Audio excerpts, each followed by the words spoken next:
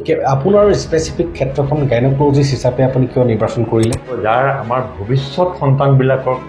যাতে আমি ঠিকমতে সুৰক্ষিত বা সুস্বাস্থ্যৱান সন্তান এটা জন্ম দিয়াব পাৰোঁ। এন'মেলি স্কেন কৰিলে হাৰ্টৰ কিবা ডিফেক্ট আছে নেকি, লাংছৰ ডিফেক্ট আছে নেকি, কিবা অংগ পতংগৰ ডিফেক্ট আছে নেকি, শাৰীৰিক সেইটো আমি এটা বেবী এটা দিবলৈ দিলে এটা সুস্থ সবল বেবী দিব লাগিব। আৰু যদি জন্ম হৈ পেলাই দেখিলে যে তাৰ হাত এটাই নাই আৰু একদম সৰুকালৰ পৰা মই ভূপেন হাজৰিকা খগেন মহন্ত তেখেতসকলৰ লগত খুব কানেক্টেড আছে। হয় হয়। যদি ফিচাৰীত কৰে ইউৰিয়া দিয়ে, সেই ইউৰিয়া দিয়া মাছটো ইউৰিয়া দিয়াৰ কাৰণে সিহঁতে সোনকালে ডাঙৰ হয় আৰু সেই ইউৰিয়া দিয়া মাছটো খাই পেলাই আমাৰ কিনি নাযায়। এনেকৈ আমাৰ জাতিটো ধ্বংসৰ পৰা ৰক্ষা কৰিব পাৰোঁ। মই আজি যিটো ফিল কৰিছোঁ যে সমাজৰ প্ৰতি মই এটা কিবা এটা অৰিহণা আগবঢ়াব পাৰিছোঁ তোমাৰ যোগেদি। Positive effect. মোবাইল আসক্তটো হ'ল এতিয়া চবতকৈ ডাঙৰ ব্যাধি। ড্ৰাগছৰ ব্যাধিতকৈ কিন্তু মোবাইলৰ আকৰ্ষণটো বহুত বেছি ব্যাধি কৰে, ডাঙৰ ব্যাধি। 6-7ত ক'লে যে মোক যদি মোবাইলটো নিদিওঁ মই চুইচাইড কৰিম, মই মৰি থাকিম। এনেকুৱা ঘটনা হৈছোঁ। জালখন লৈ বাঘটোৰ চাৰিওফালে ঘেৰিলোঁ। বাঘ ধৰাটো এতিয়া মানে খেল নহয়, এটা ডাঙৰ অনুষ্ঠান। মানুহে কাম কৰিবলৈ গ'লেতো কিছুমান বদনাম মানুহ ওলাব। মইতো কেতিয়াও নিবিচাৰোঁ মোৰ গুৰিত অপাৰেশ্যন কৰিলে কোনোবাই মাটি বন্ধকত দি থৈ আহিছে, কোনোবাই গৰু ছাগলী বিক্ৰী কৰি আহিছে। মই যিমান মিনিমাম তুই কিমানত দিব পাৰিবি, খৰচ মোৰ পইচা লাগিল নে নালাগে। নমস্কাৰ দৰ্শক ৰাইজ, সকলোকে স্বাগতম জনাইছোঁ জ্ঞান বাৰ্তাৰ এটা মূল্যৱান খণ্ডলৈ। কিয়নো আজি আমাৰ অতিথি হিচাপে আমাৰ কাষত আছে আমাৰ নগাঁও জিলাৰ আটাইতকৈ বয়োজ্যেষ্ঠ গাইনকলজিষ্ট, সকলোৰে মৰমৰ, সকলোৰে শ্ৰদ্ধাৰ, সকলোৰে আদৰৰ ডক্টৰ বিপুল কুমাৰ বৰুৱা ছাৰ। নমস্কাৰ ছাৰ। নমস্কাৰ, বহুত বহুত ধন্যবাদ আৰু আপোনাক স্বাগতম জনাইছোঁ আমাৰ অনুষ্ঠানটোলৈ। আপোনাৰ এটা বহুমূলীয়া সময় প্ৰদান কৰাৰ কাৰণে অশেষ ধন্যবাদ ছাৰ। Thank you. হয় ছাৰ, আমি আমাৰ জ্ঞান বাৰ্তাৰ প্ৰচেষ্টাৰে আমাৰ সমাজখনলৈ গুণী জ্ঞানী ব্যক্তিসকলৰ আপোনালোকৰ জীৱনৰ অনুভৱসমূহ দিবলৈ এটা প্ৰয়াস কৰিছোঁ। ছাৰ, পোনপ্ৰথমে মই আপোনাক আপোনাৰ জীৱনৰ বৃত্তান্তটোৰ বাল্যকালৰ সময়খিনিৰ বিষয়ে সুধিব বিচাৰোঁ। আৰু বাল্যকালত আপোনাৰ ঘৰখনে আপোনাক এজন সুব্যক্তি হিচাপে, এজন সুসামাজিক ব্যক্তি হিচাপে গঢ়ি তোলাত কেনেকুৱাকৈ প্ৰভাৱ বিস্তাৰ কৰিছিলে, সেই বিষয়ে যদি অলপ থ্ৰুতে কয় তেন্তে মই ভাবোঁ যে আজি বৰ্তমানৰ সমাজখনে এখন ঘৰৰ পৰিৱেশটো কেনেকুৱানো হ'ব লাগে তেওঁলোকে আয়ত্ব কৰিবলৈ সুবিধা পাব। মোৰ জন্ম হৈছিলে শোণিতপুৰ, বৰ্তমানৰ শোণিতপুৰ জিলাৰ জামগুৰিহাট অঞ্চলৰ ডেকাসুন্দৰ বুলি গাঁও। যি ডেকাসুন্দৰ গাঁও বিখ্যাত হিচাপে ক'ব পাৰি যে তাত বিখ্যাত আমাৰ 12-চহৰীয়া ভাওনা প্ৰতি 4 বছৰ মূৰে হয়। ঠিক সেই ভাওনাস্থলীৰ সন্মুখতে মোৰ ঘৰ। মোৰ দেউতাৰ নাম আছিলে শ্ৰদ্ধেয় গোৰখচন্দ্ৰ বৰুৱা আৰু মোৰ খুৰা আছিলে প্ৰসিদ্ধ শিল্পী গজেন বৰুৱাদেৱ। আমাৰ পৰিয়ালটো আছিলে অকণমান ডাঙৰ। সেই সময়ত প্ৰত্যেক পৰিয়ালৰ প্ৰত্যেকৰে ল'ৰা ছোৱালী কমেও 6টা থাকেই। আমাৰ ল'ৰা ছোৱালী আছিলে 10টা, তাৰে মই চবতকৈ সৰু। মোৰ ডাঙৰ বাইদেউ এতিয়াও জীয়াই আছে, 95 ইয়াৰ্ছ। মা দেউতা ঢুকালে। মোৰ স্কুল আৰম্ভ হৈছে আমাৰ গাঁৱৰ প্ৰাইমেৰী স্কুলখনতে। মই প্ৰাইমেৰী বিদ্যা আৰম্ভ হয়। তাৰপিছত জামুগুৰি হায়াৰ ছেকেণ্ডেৰী স্কুলত পঢ়োঁ। জামুগুৰি হায়াৰ ছেকেণ্ডেৰী স্কুলত পঢ়োঁতে সেই সময়ত আমাৰ জামুগুৰি ক্লাছ 11ত আমি মেডিকেল কলেজ, আমি মানে ফাইনেল দিছিলোঁ মেট্ৰিকৰ। মেট্ৰিকত ফাইনেল দিওঁতে মই পঢ়া শুনাত ইমান বেয়া নাছিলোঁ। মোৰ অল আছাম ৰেংকিং আছিলে 25th। তাৰপিছত ফাৰ্ষ্ট ডিভিজন পাইছিলোঁ, কেইবাটাও ছাবজেক্টত লেটাৰ পাইছিলোঁ। আৰু আমাৰ বেটছৰ সেই সময়তে মোৰ লগৰীয়া সহপাঠী ডক্টৰ প্ৰদীপ বৰদলৈ বুলি এজন আছিলে। তেওঁ ডক্টৰেট লৈ পেলাই এতিয়া ৰাছিয়া মস্কোত থাকে। আৰু ছেকেণ্ড পজিশ্যন পাইছিলে অল আছাম ইয়াত। দ্বিতীয় স্থান অধিকাৰ কৰিছিলে ডক্টৰ গদাপাণি ভূঞা বুলি। তেওঁৰ মেডিকেল ডক্টৰ আছিলে, তেওঁৰ ঢুকাল গৈছে। তাৰপিছত সেই সূত্ৰে তেতিয়া গোটেই অসমতে জনাজাত হৈছিল যে জামুগুৰি হায়াৰ ছেকেণ্ডেৰী স্কুল বুলি এখন স্কুল আছে, যিখনৰ পঢ়াৰ পৰিৱেশ যথেষ্টখিনি ভাল। আৰু তাৰ পৰা 2nd আৰু 3rd পজিশ্যন লৈ পেলাই সেই সময়ত হায়াৰ ছেকেণ্ডেৰীত ষ্টেণ্ড কৰিছিল। এতিয়া আমাৰ পঢ়া পৰিৱেশটো আছিলে, স্কুলৰ পৰিৱেশটো আছিলে সুন্দৰ পৰিৱেশ আছিলে হায়াৰ ছেকেণ্ডেৰী স্কুলৰ সকলো শিক্ষক আমাৰ বন্ধু আৰু আমাৰ গাইড আছিলে সকলোৱেই প্ৰায়বিলাক ল'ৰা ছোৱালীয়ে প্ৰত্যেক বিভাগতে কৰে গান গায় খেলা ধূলা কৰে তাত লেজাৰত খেলা ধূলা স্কুল ছুটিৰ পিছত খেলা ধূলা কৰে প্ৰত্যেক কম্পিটিশ্যনত জইন কৰে আৰু সেইটো উদাহৰণতে লৈ ময়ো মানে বিভিন্ন বিভাগত খেলাৰ লগত জড়িত হৈ আছিলোঁ মই তেতিয়াৰ পৰা শিকিছিলোঁ কেনেকৈ বেডমিণ্টন খেলিব লাগে কেনেকৈ টেবুল টেনিছ খেলিব লাগে ভলীবল কেনেকৈ খেলিব লাগে আৰু সেই তেতিয়াৰ শিক্ষাৰে সৈতে মই ভৱিষ্যত যেতিয়া মেডিকেল কলেজ পঢ়িব আহিছিলোঁ তেতিয়া মেডিকেল কলেজত আহি পেলাই মই জইন কৰি মই প্ৰি মেডিকেল সেই সময়ত প্ৰি মেডিকেল বুলি কয় প্ৰি মেডিকেলখিনি আমাৰ কটন কলেজত এবছৰ আমি পঢ়িছিলোঁ তাৰপিছতে first year second year medical পঢ়িছিলোঁ মই প্ৰথম প্ৰি মেডিকেলত আহিয়ে চেছ কম্পিটিশ্যনত মই তাত চেম্পিয়ন হৈ গৈছিলোঁ মেডিকেল কলেজ বেডমিণ্টনত চেম্পিয়ন আছিলোঁ টেবুল টেনিছত চেম্পিয়ন আছিলোঁ এইটো মোৰ আদৰ্শ আছিলে মোৰ এজন শিক্ষক আছিলে তেওঁ স্বৰ্গীয় ভৱেন চন্দ্ৰ বৰা তেখেত মোৰ ফিলচফাৰ গাইড আৰু মোৰ এজন আদৰ্শ শিক্ষক আদৰ্শ গুৰু আছিলে তেখেতে মোক কৈছিলে যে তুমি চবতে ভাগ ল'বা চব কাম কৰিবা তেতিয়া তুমি মাজত এটা স্থান লগ কৰিব পাৰিবা আৰু যেতিয়া কম্পিটিটিভ স্কুল কলেজ এখন কম্পিটিটিভ চব ল'ৰা ছোৱালী আহে তুমি যদি লাইমলাইটত থাকা তেতিয়াহ'লে তোমাক চব ল'ৰা ছোৱালীয়ে চিনি পাব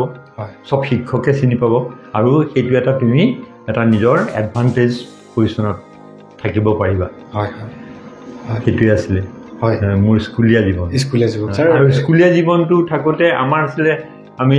ঘৰৰ ওচৰতে চাইকেল মাৰি পেলাই স্কুললৈ যাওঁ লেজাৰত ঘৰত ভাত খাব আহোঁ তাৰপিছত আকৌ ছুটিৰ পিছত ঘৰলৈ গৈ ভাত পানী খাই আমাৰ ডাঙৰ ফিল্ড আছে খুৰাহঁতৰ ঘৰত আমাৰ ঘৰৰ সন্মুখত তাত ভাগে ভাগে গাঁৱৰ চব ল'ৰা ছোৱালীবোৰ আহি পেলাই কোনোবাই চৌগুদু বুলি কয় তেনেকুৱা খেলে ডায়েৰিয়া বুলি বস্তু এটা আছিলে ডায়েৰা খেলে কোনোবাই এছামে বেডমিণ্টন খেলি আছে কোনোবাই তাত ফুটবল খেলিছে ফুটবল আমি তেতিয়া খেলিছিলোঁ ৰবাৰ টেঙা লৈ পেলাই ফুটবল খেলিছিলোঁ কেতিয়া গেটখনকে গ'ল পোষ্ট কৰি পেলাই এফালে গ'ল পোষ্ট হ'ল আৰু ইফালে কিবা খৰি জেওৰা দুটা সেনেকৈ গোটেই গধূলালৈকে গোটেই পৰিৱেশটো গাঁৱৰ ল'ৰা ছোৱালীৰ সৈতে ভৰ্তি হৈ থাকে আৰু ছাৰ সেই সোণোৱালী দিনসমূহত আপোনালোকে যিখিনি আনন্দ উপভোগ কৰিব পাৰিছিলে আজি ছাৰ বহুতে দুখৰ কথা যে আজি সকলোবিলাক গেম ইনডোৰ হৈ গ'ল আজি ফুটবলো মোবাইলতে খেলিব পাৰে মোবাইলৰ স্ক্ৰীণতে আপুনি চেছ মোবাইলৰ স্ক্ৰীণতে বেডমিণ্টন হয়তো সেইও গেম আছে এপ আছে চব মানে ইনডোৰ হৈ গ'ল ছাৰ আমি জানো যে আউটডোৰ এক্টিভিটিছে কেৱল আমাক ফিজিকেল ডেভেলপমেণ্টেই নহয় ফ্ৰেণ্ড চাৰ্কল মানে বন্ধুসকলৰ লগত ইজনে সিজনে লগ পাই পেলাই যেতিয়া মনৰ অন্তৰংগ আলাপ আলোচনা একেলগে খেলা ধূলা আমাৰ মানে হিউমেন যিটো কানেক্ট কমিউনিটি কানেক্ট সেইটোতো আমাক ডেভেলপ কৰে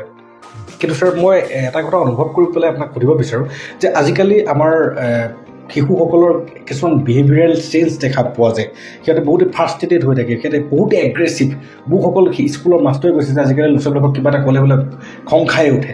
এনেকুৱা এটা পৰিস্থিতি হৈছে গতিকে ছাৰ আপুনি এজন চিকিৎসক হিচাপে এইটো সংক্ৰান্তত আপোনাৰ এটা যদি ধাৰণা বা এটা সমাজলৈ সুবাৰ্তা প্ৰেৰণ কৰে তেতিয়াহ'লে ভাবোঁ যে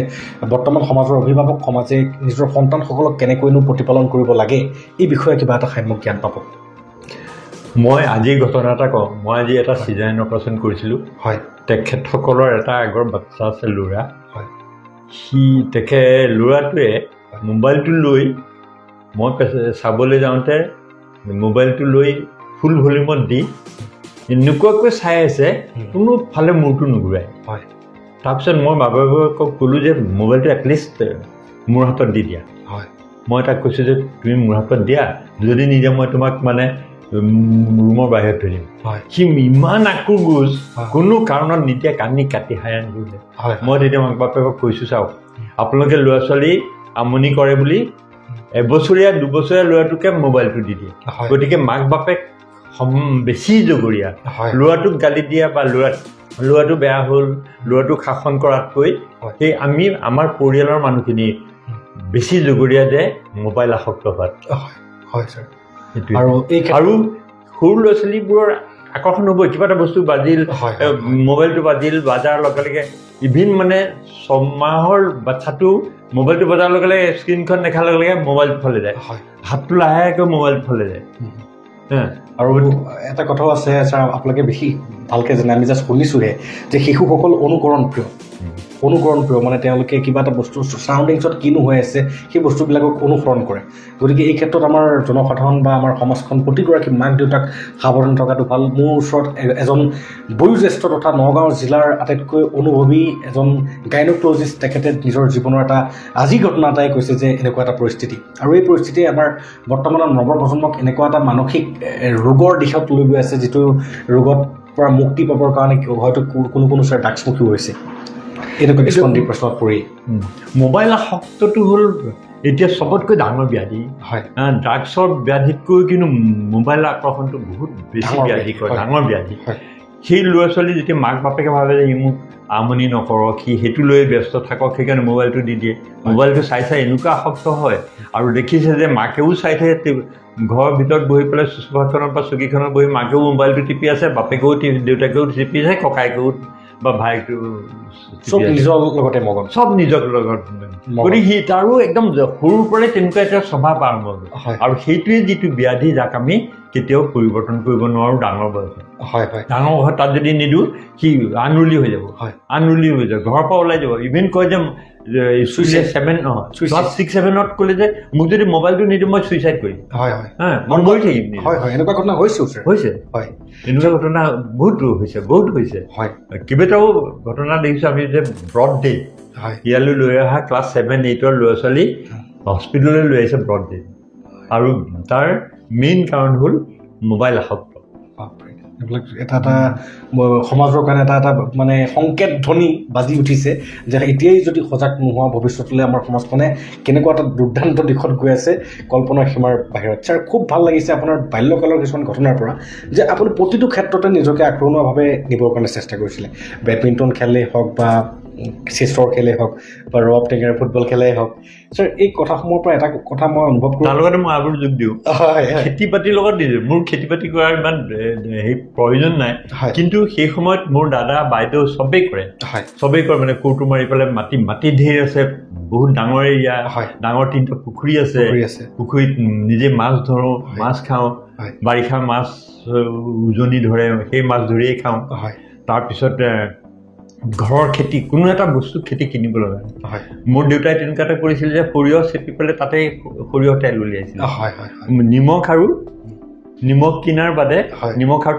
তেলটোতো ঘৰত নিমখটোৰ বাদে কেৰাচিন তেল কিনাৰ বাদে একো নিকিনিব ধুনীয়া ছাৰ আৰু আমাৰ অসমীয়াৰ মানে চিনাকিয়ে আছিল সেইটো আৰু আমি হয়তো কোনোবাখিনিত তেনেকুৱা এটা মাৰাত্মক ভুল কৰি দিলোঁ যাৰ পৰিণামস্বৰূপে আজি আমাৰ অসমীয়া জাতিটোৱে ছাৰ পৰনিৰ্ভৰশীল হ'বলগীয়া হ'ল এজোপা কপৌৰ ফুলৰ দৰে বা তেনেকুৱা পৰজীৱী হৈ পৰিলোঁ আমি এইটো আমাৰ বাবে অতিকৈ দুখৰ আৰু এই সংকেতসমূহ ছাৰে নিজৰ জীৱনৰ পৰা বা বৰ্তমান কিছুমান চিনেৰীৰ পৰা দিবলৈ চেষ্টা কৰিছে ছাৰ আহিলোঁ আপোনাৰ শিক্ষা জীৱনত আপুনি যেতিয়া মেডিকেল পঢ়িবলৈ গৈছিল তাৰ আগতে মই আৰু এটা কৈছোঁ মোৰ খুৰা আছিলে গজেন বৰুৱা তেখেত অসমৰ বিখ্যাত নৃত্যশিল্পী আছিলে আৰু সেইকাৰণে তেখেতে আগভাগ লৈছিলে পাহাৰ ভৈয়ামৰ সম্প্ৰীতি একোটা গোট এটা নিজৰ এটা সংগঠন আছিলে তেওঁ লৈ তেতিয়া সেই সময়ত অৰুণাচল তালৈ গৈ পেলাই তাত তেওঁলোকৰ বিভিন্ন কৰি সেই সময়ত খুৰাই জাহাজৰে গৈ জাকাৰ্টাত আছিল ইণ্ডোনেছিয়াত গৈ পেলাই তেওঁৰ সাংস্কৃতিক মানে ভাৰতৰ সংস্কৃতি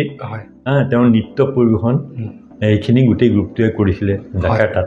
জাহাজৰে গৈ আৰু প্ৰতি হেৰিবাৰে যেতিয়া 26 জানুৱাৰীত দিল্লীত হেৰি হয় মোক খুৰাটোৱে লাষ্ট 15 বছৰ সেই সময়ত 15 বছৰমান কণ্টিনিউৱাছ ৰিপ্ৰেজেণ্ট কৰিছিলে অসমত অসমৰ সংস্কৃতি প্ৰদৰ্শন মানে ইণ্টাৰনেশ্যনেল ৱাইজতো তেওঁ নেশ্যনেল আৰু ইণ্টাৰনেশ্যনেল লেভেলতো তেওঁ মানে হেৰি আছে আৰু খুৰাটোৰ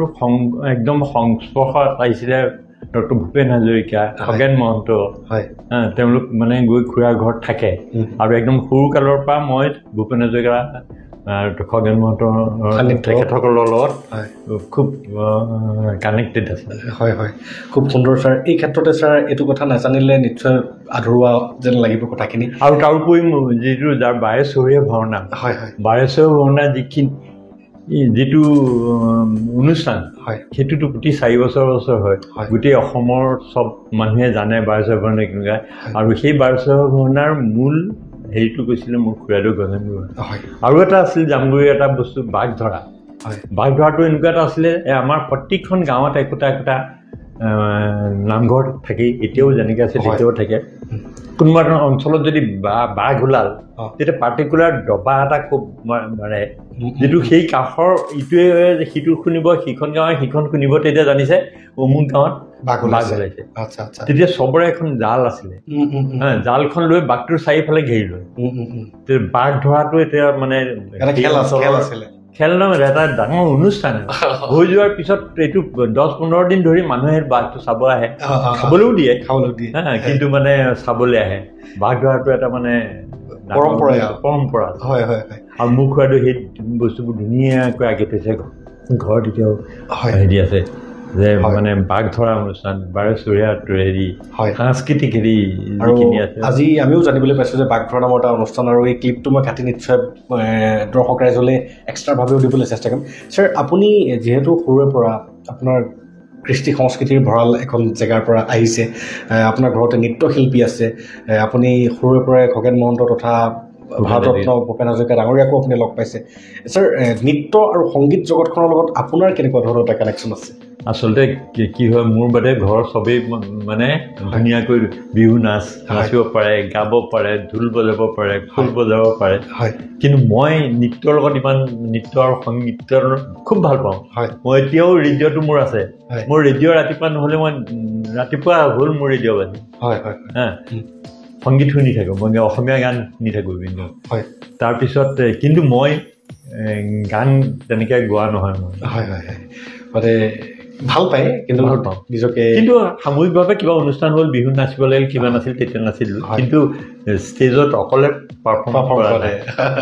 ভাল লাগিলে ছাৰ এতিয়া ছাৰ জানিব বিচাৰোঁ যে আপুনি যেতিয়া মেডিকেল কলেজ মানে মেডিকেল ষ্টুডেণ্টেই বা মই ডক্টৰেই হ'ম বুলি সেই মনোবৃত্তিটো কেনেকুৱাকৈ আপোনাৰ মনলৈ আহিছিল আৰু সেই ক্ষেত্ৰত আপুনি নিজকে কেনেকুৱাকৈ প্ৰিপেৰেশ্যন কৰিছিলে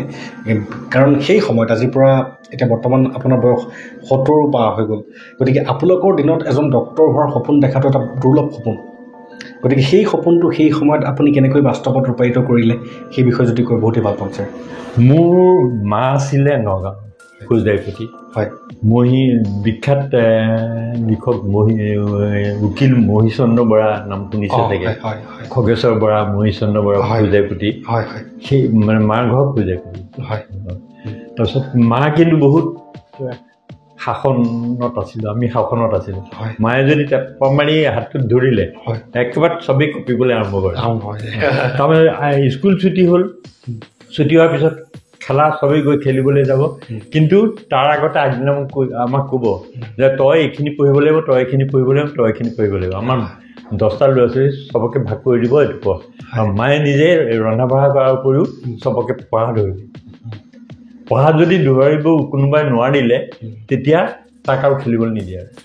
কেইদিনমান গোটেই সাংঘাতিক ষ্ট্ৰিক্ট আছিল মাক আমি বহুত ভয় কৰিছিলোঁ দেউতাক কিমান ভয় নকৰোঁ আৰু আমাৰ পৰিয়ালটোৰ কথা আছিলে আমাৰ 10জনৰ আটাইখিনিকে দেউতাই পঢ়াইছিলে মোৰ ডাঙৰ দা ইঞ্জিনিয়াৰ আছিল তেওঁ কেলকাতাক পঢ়াইছিলে তেতিয়া তাৰপিছত মোৰ বাইদেউ প্ৰথম হেৰিৰ পৰা ইয়াতে হেৰিয়াত গুৱাহাটী হেণ্ডিক কলেজত পঢ়িছিলে প্ৰথম গ্ৰেজুৱেট হেৰিৰ পৰা সেই অঞ্চলৰ প্ৰথম গ্ৰেজুৱেট মানে লেডি গ্ৰেজুৱেট পঢ়িছিলে আৰু আপুনি মানে ঘৰৰ আপোনাৰ মাতৃ বা আপোনাৰ ঘৰৰ শিক্ষাৰ প্ৰতি থকা সেই কনচিয়াছনেছটোৱে আপোনাক এজন ডক্টৰ হোৱাৰ সপোনটো দেখাত সহায় কৰিছিলে ইনিচিয়েলি আচলতে মোৰ কি হয় মোৰ দেউতাই কণ্টেক্ট কৰিছিলে কণ্টেক্ট কৰোঁতে মোৰ ঘৰলৈ ইঞ্জিনিয়াৰ ইভেন চিফ ইঞ্জিনিয়াৰ দুটা বন্ধু আছিলে সেই সময়ৰ চিফ ইঞ্জিনিয়াৰ দুটা বন্ধু আছিলে আহে যেতিয়া ইঞ্জিনিয়াৰ বা তেওঁলোক আহে মাহঁতে দেউতাহঁতে ধুনীয়াকৈ ৰান্ধি মেলি বিঘে বিধে খাবলৈ দিয়ে বা আৰু ভালদৰে কথা বতৰা পাতে তেওঁলোকৰ পজিশ্যন মই তেতিয়া মানে ইমপ্ৰেছ হৈ গৈছিলোঁ তেওঁলোকৰ প্ৰতি তেনেকুৱা মানুহজন এনেকৈ আহিলে চবেই ইমান হেৰি আদৰ ঘটনা জনায় কিমান ধুনীয়াকৈ বনাই মেলি খুৱায় মই তেতিয়া আৰু মই বেছিকেলি মানে মেথছত বহুত ভাল আছিলোঁ মেথছত সদায় মই 100ৰ পৰা 100 পাওঁৱেই আৰু অংকত খুব ভাল আছিল মোৰ ইঞ্জিনিয়াৰিং পঢ়া খুব মন আছিল তেতিয়া মইতো ইঞ্জিনিয়াৰ পঢ়িমেই মেডিকেল নপঢ়োঁ দেউতাই মোক ক'লে চা আমাৰ ঘৰৰ ইমানকেইটা মই পঢ়াব লাগে মেডিকেল পঢ়াবলৈ বহুত খৰচ হয় বুলি জানো তো মেডিকেল মই নপঢ়োঁ তই ইঞ্জিনিয়াৰিঙে পঢ়িব লাগিব মই পঢ়া শুনা বাদ দি আৰু তেতিয়া আৰু চবকে নমতা হ'লো আৰু মাত নকৰা হ'লো তাৰপিছত তেতিয়াতো আমাৰ মাৰ্ক বেচিছত মোৰতো পজিশ্যনটো ভালেই মই মেডিকেলত ডাইৰেক্ট এডমিশ্যনেই হয় তাৰপিছত আল্টিমেটলি দেউতাই মান্তি হ'ল যে পঢ় সেই সূত্ৰেহে গ'লোঁ মই মেডিকেলত ইণ্টাৰেষ্টেড নাছিলোঁ একেবাৰে নাছিলোঁ খুব ভাল লাগিছে ছাৰ মেডিকেলত সেইকাৰণে মানে সেই মোৰ মেডিকেল ইঞ্জিনিয়াৰিং মানে যিটো ইঞ্জিনিয়াৰিং নলেজ থাকি গৈছিলে এই নাৰ্ছিংখন এতিয়া এইখন বনাইছোঁ প্ৰথমখন বনাইছোঁ মই প্ৰেক্টিকেলি আমাৰ 4জন মেম্বাৰ আছিলে কিন্তু ইয়াৰ আৰ্কিটেকচাৰেল হেন তেন ইনিচিয়েলি মইহে কৰা মিস্ত্ৰী লগাই পেলাই ইয়াৰ কোনটো ক'ত অতি হ'ব কোনটো কি হ'ব নুমচুম কৰাখিনি মই সম্পূৰ্ণ কৰিছোঁ তাৰপিছত এবাৰ মেডিকেলত যোৱাৰ পিছৰ পৰা আৰু ইণ্টাৰেষ্টটো বহিল হয় খুব ভাল লাগিছে এনেকুৱা জাৰ্ণি মানে লাইফ জাৰ্ণিসমূহে কেনেকৈ মানুহৰ জীৱনটো টাৰ্ণিং পইণ্ট হিচাপে মানে লৈ যায় সৰুৰ পৰা ভাবা যায় এটা হ'ম বুলি আৰু হোৱা যায় এটা তেনেকুৱা হয় আমাৰ নগাঁৱৰে ডিষ্ট্ৰিক্ট কমিশ্যনাৰ ছাৰ তেওঁ কৈ থাকে মই ডাক্তৰ হ'ব মন আছিলে তেওঁ ডাক্তৰ হ'ব মন আছিলে তেওঁ কৈছিলে আৰু তেওঁ কালক্ৰমত গৈ পেলাই IAS অফিচাৰ হ'লগৈ গতিকে ছাৰ আপোনাৰো ইঞ্জিনিয়াৰৰ পৰা গৈ পেলাই ডক্তৰ হ'ল যি নহওক ছাৰ আপুনি সেই সময়ত আপোনাৰ যিখিনি কলেজ মেডিকেলৰ যিখিনি ষ্টাডি কোনখন কলেজৰ পৰা কৰিছিলে অকণমান মই গুৱাহাটী মেডিকেল কলেজৰ পৰা কৰিছিলোঁ গুৱাহাটী মেডিকেল কলেজৰ পৰা কৰোঁতে মই পঢ়া শুনাত বেয়া নাছিলোঁ সেইকাৰণে মোক প্ৰফেচৰসকলে চবেই ভাল পাইছিলে আৰু আল্টিমেটলি মই যেতিয়া MBBS পাছ কৰোঁ ভালদৰে পাছ কৰিছোঁ সেই সময়ত খেলাটোত আছোঁৱেই মই আটাইকেইটাতেই মই মানে টপেই আছিলোঁ চেছ খেলা বেডমিণ্টন খেলা টেবুল টেনিছ খেলা গতিকে আৰু স্পৰ্টছ যেতিয়া ইলেকশ্যন হৈছিলে তাত মই স্পৰ্টছ ছেক্ৰেটাৰী আছিলোঁ গতিকে সেই সূত্ৰে চব প্ৰফেচৰ বা ষ্টুডেণ্টে মোক জানে আৰু চবেই মোক যেতিয়া মই PG কৰিব বিচাৰোঁ সকলোৱে কয় তই তুমি মেডিচিনে পঢ়া তুমি কয় চাৰ্জাৰীয়ে পঢ়া গাইনীয়ে পঢ়া মোৰ এটা ইণ্টাৰেষ্ট হৈছিল গাইনীৰ প্ৰতি একজেক্টলি মই এই কথাটোৱে সুধিবলৈ এতিয়া বিচাৰিছিলোঁ যে প্ৰতিজন ডক্টৰে MBBS কৰাৰ পাছত তেওঁৰ এটা নিৰ্দিষ্ট এটা মানে ইণ্টাৰেষ্ট এটা থাকে কোনোবাই অৰ্থ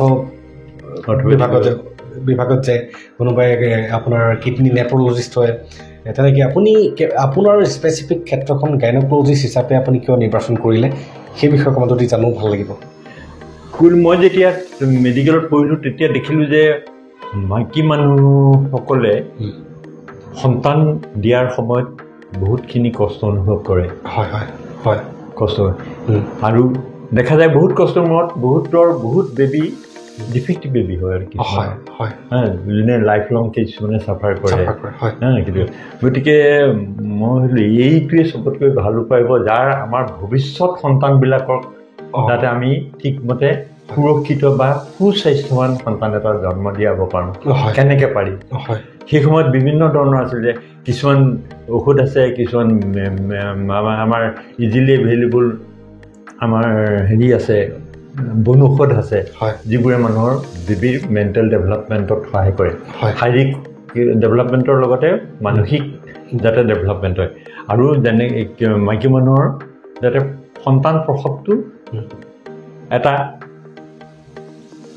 সুস্থ প্ৰক্ৰিয়াত হয় সেইটো মই ফিল কৰিলোঁ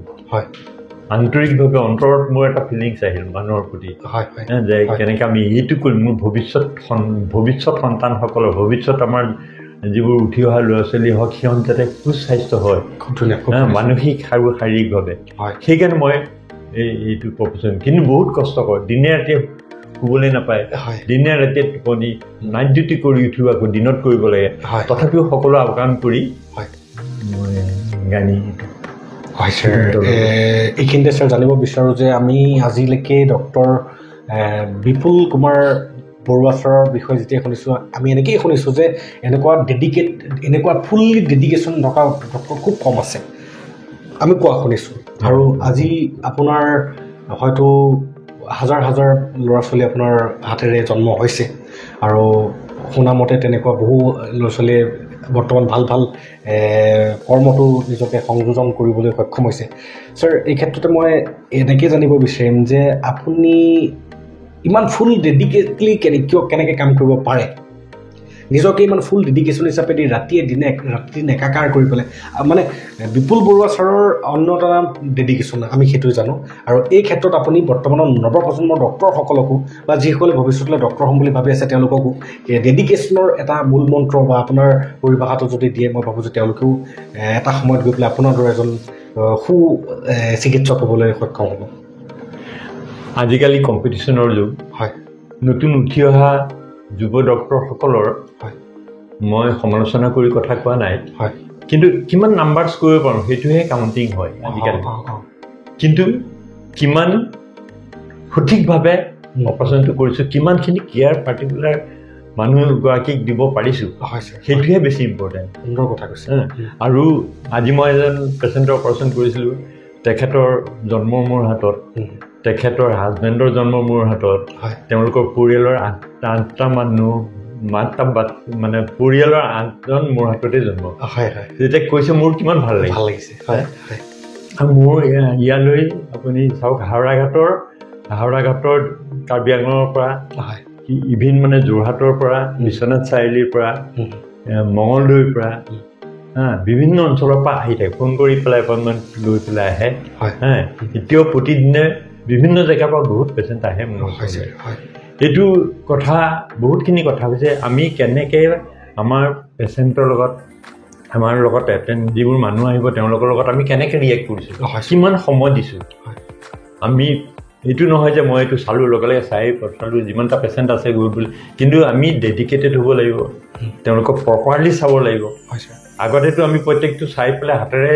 চব ডায়েগন'চিছ কৰিছিলোঁ এতিয়াহে আল্ট্ৰাচাউণ্ড কৰা এইটো কৰা কিন্তু সেই বিদ্যাটো যাতে আমাৰ এতিয়াও থাকিব লাগে প্ৰত্যেকৰে হাত চাই পেলাই ষ্টেথোস্কোপ দি পেলাই আমি মিনিমাম 75% ডিটেক্ট কৰিব পাৰোঁ বেমাৰ এটা বাকীখিনি আনুষাংগিক আমাক সহায় কৰে কিন্তু আজিকালি চবৰে হ'ল কি আৰু আহিলে আমি চববোৰ ইনভেষ্টিগেশ্যন কৰিব দিলোঁ কিন্তু হাতৰ বা আমাৰ কাণৰ ব্ৰেইনৰ ব্যৱহাৰটো অকণমান কমা বুলি মইহে ভাবোঁ সেইটো কথা তাৰপিছত কম্পিটিশ্যন মই কিমান ফাষ্ট কৰিব পাৰোঁ অপাৰেশ্যনটো কিমান সোনকালে কৰোঁ মোৰ কথা হ'ল কি ফাষ্ট নহয় কিমান নিখুঁতভাৱে কৰিব পাৰোঁ কিমান নিখুঁতভাৱে কৰিব পাৰোঁ যাতে এইটোৰ কমপ্লিকেশ্যন নহওক ছাবচিকুৱেণ্টলি যাতে ইয়াৰ সেই কমপ্লিকেশ্যন নহয় সুস্থভাৱে পেচেণ্ট এজন ঘূৰি যাব পাৰে আৰু ভৱিষ্যত যাতে আকৌ প্ৰেগনেঞ্চি বা কিবা হোৱাত যাতে কোনো বাধা আহিব নোৱাৰে ধুনীয়া কথা কৈছে আৰু কিবা কমপ্লিকেশ্যন হ'লে কিবা এটা হ'লে মই একদম ইনভলভ হৈ যাওঁ দিনে ৰাতি ইনভলভ হওঁ হ'বই মানুহৰ অপাৰেশ্যন কৰিলেতো কিবা এটা কমপ্লিকেশ্যন হ'ব সেই ফ'ল' আপখিনি মই ঘৰলৈ গ'লেও সিহঁতক কওঁ যে মোক প্ৰতি দিনৰ মূৰে মোক ফোন কৰিব মই উপজাচিও ফোন কৰোঁ কেনে আছে পেচেণ্টৰ কিবা প্ৰব্লেম হৈছে কিমান ভাল হৈছে সেইখিনি তেওঁলোকক কৰি থাকোঁ মানে পেচেণ্ট এটা কৰা মানে চেছ নহয় মই তেওঁলোকৰ লগত ফ'ল' আপো কৰি থাকোঁ তেওঁলোকক ক'বলৈ দিওঁ তেওঁ যদি নহয় তেওঁলোকৰ নম্বৰ মোৰ লগতে থাকে মই ফোন কৰি সুধিলোঁ কেনে আছে কি কৰে তাৰপিছত পেচেণ্ট ছুটি দিয়াৰ সময়ত মই ইমানবোৰ চবেই কৰে চিষ্টাৰহঁতেও বুজাই মেলে কিন্তু মোৰ মনে নসহে যেতিয়ালৈকে মই সিহঁতৰ লগত বহি 10 মিনিট পতাব নোৱাৰোঁ তো কেনেকৈ গৈ থাকিব লাগিব কি খাব লাগিব বেবী ফিডিং কেনেকৈ হ'ব লাগিব বেবী কেয়াৰটো কি হ'ব লাগিব কেনেকৈ আইচলেটেড হৈ থাকিব লাগিব বেবী জন্ম হোৱাৰ পিছত ঘৰত যোৱাৰ পিছত গোটেই মানুহবোৰ আহে গাঁৱৰ সেইটোৱে যে কিমান ইনফেকশ্যন হ'ব পাৰে 14 দিন সেইকাৰণে মই কওঁ 14 দিন আমাৰ দিনত চোৱা মানিছিলে আচলতে আইচলেশ্যনটো মই কওঁ এইটো চোৱা মানিবই লাগিব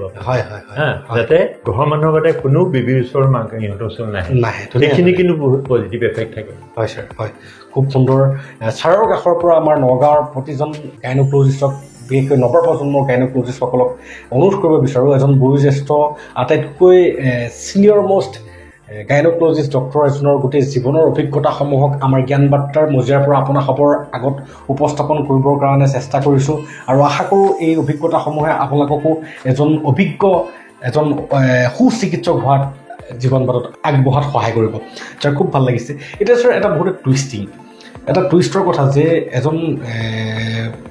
ডক্টৰ যিজনৰ জন্ম হৈছিলে শোণিতপুৰত, কিন্তু তেখেতে শোণিতপুৰৰ পৰা নগাঁৱলৈ কেনেকৈ শ্বিফটিং হ'ল সেই বিষয়ে আজিলৈকে এটা ৰহস্যজনক ঘটনা। গতিকে মই জানিব বিচাৰোঁ আমাৰ ছাৰে কেনেকৈ শোণিতপুৰৰ পৰা নগাঁৱত আহি পেলাই নিজৰ কেৰিয়াৰ বিল্ড আপ কৰিলে, এই বিষয়ে যদি অকণমান কয় আৰু কিয়নো কৰিলে এই বিষয়েও যদি কয় তেতিয়াহ'লে বহুতেই ভাল লাগিব।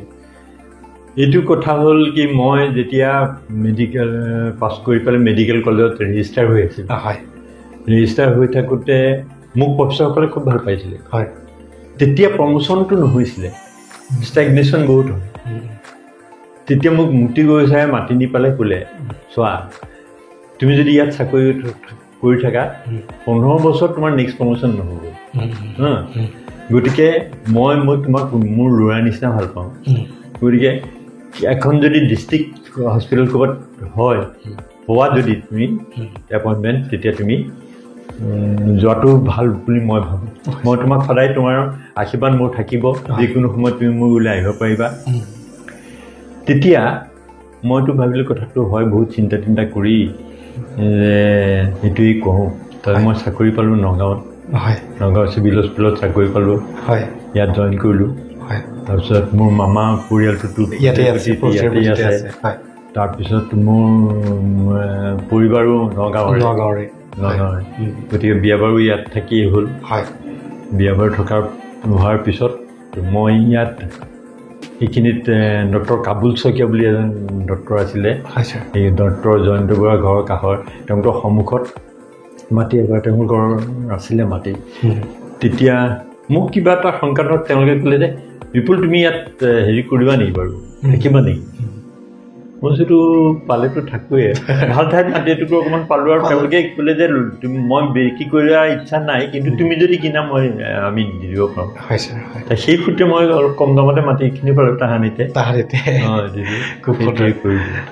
সুন্দৰ। এইখিনিতে যিহেতু বিবাহৰ কথা উল্লেখ হৈছে আপোনাৰ নিজৰ, গতিকে আমি জানিব বিচাৰিম যে আপোনাৰ বৈবাহিক জীৱন কেনেকৈ আপুনি বৈবাহিক জীৱনত মানে নিজকে আত্মলিপ্ত কৰিছিলে। ছাৰ, আপোনাৰ পৰা জানিবও বিচাৰোঁ যে আপোনালোকে বৈবাহিকভাৱে সফল, কিয়নো আপুনি এজন ভাল ৱেল এষ্টাব্লিছ ফাদাৰ। জানো আমি যে আপুনি এজন ভাল পিতা, কাৰণ আপুনি আপোনাৰ 2টা সন্তানকে বৰ্তমান একোজন ভাল সুচিকিৎসক হিচাপে গঢ় দিবলৈ সক্ষম হৈছে। আৰু সেইটো সক্ষম হয় তেতিয়াহে যেতিয়া সাংসাৰিক পৰিৱেশটো ভাল হয়। কিন্তু ছাৰ, আজিৰ আমাৰ সমাজত দেখা যায় যে আজিকালি সংসাৰবিলাক অতি বছৰ এবছৰো নীতিকে, আৰু ডিভোৰ্চ তথা ছেপাৰেশ্যনৰ সংখ্যা দিনক দিনে বৃদ্ধি পাবলৈ ধৰিছে। এইটো আমাৰ সমাজৰ বাবে এটা বহুতেই ডাঙৰ জ্বলন্ত ব্যাধি, আৰু এই ক্ষেত্ৰত জগৰ কাক মোক দিব। গতিকে আমি কাকো জগৰীয়া কৰিব নিবিচাৰোঁ, কিন্তু আপোনাসৱৰ জীৱনৰ অভিজ্ঞতাসমূহে, বৈবাহিক জীৱনৰ অভিজ্ঞতাসমূহে যাতে আমাৰ সমাজলৈ প্ৰকৃত বৈবাহিক সম্পৰ্ক এটা কেনেকৈ জীয়াই ৰাখে সেই বস্তুটোক যাতে এটা পৰিভাষিত কৰে, তাৰে এটা উত্তৰ বিচাৰিছোঁ। মই বিয়া কৰালোঁ ডিমুগুৰি ওচৰত লাচিতপুৰ বুলি কয়। মোৰ শহুৰ আছিলে DSP সেই সময়ত, ললিত চন্দ্ৰ শইকীয়া বুলি। তেখেতৰ একমাত্ৰ জীয়ৰী, তেওঁ BA পাছ কৰি আছিলে। তাৰপিছত এজন মোৰ বন্ধু আছিল, তেওঁৰ ঘৰলৈ যাওঁতে তেখেতক দেখিলোঁ। দেখি পেলাই মোৰ পচন্দ হ'ল আৰু তাৰপিছত প্ৰস্তাৱ দিলোঁ, বিয়া হ'ল। তেওঁ BA পাছ কৰি আছিলে। তেওঁ ঘৰত ইমান কাম বন নাজানিছিল, কিন্তু স্কুল মানে তেওঁ পঢ়ালৈকে। কিন্তু মোৰ মা বৰ কৰ্মী আছিলে। অলৰেডি কৈছোঁৱে। গতিকে বিয়াৰ পিছত তেওঁ অলপ দিন আমাৰ ঘৰত থাকিল। গতিকে মাৰ পৰা কামৰ চব হেৰিবিলাক ছিষ্টেমবোৰ শিকি ল'লে।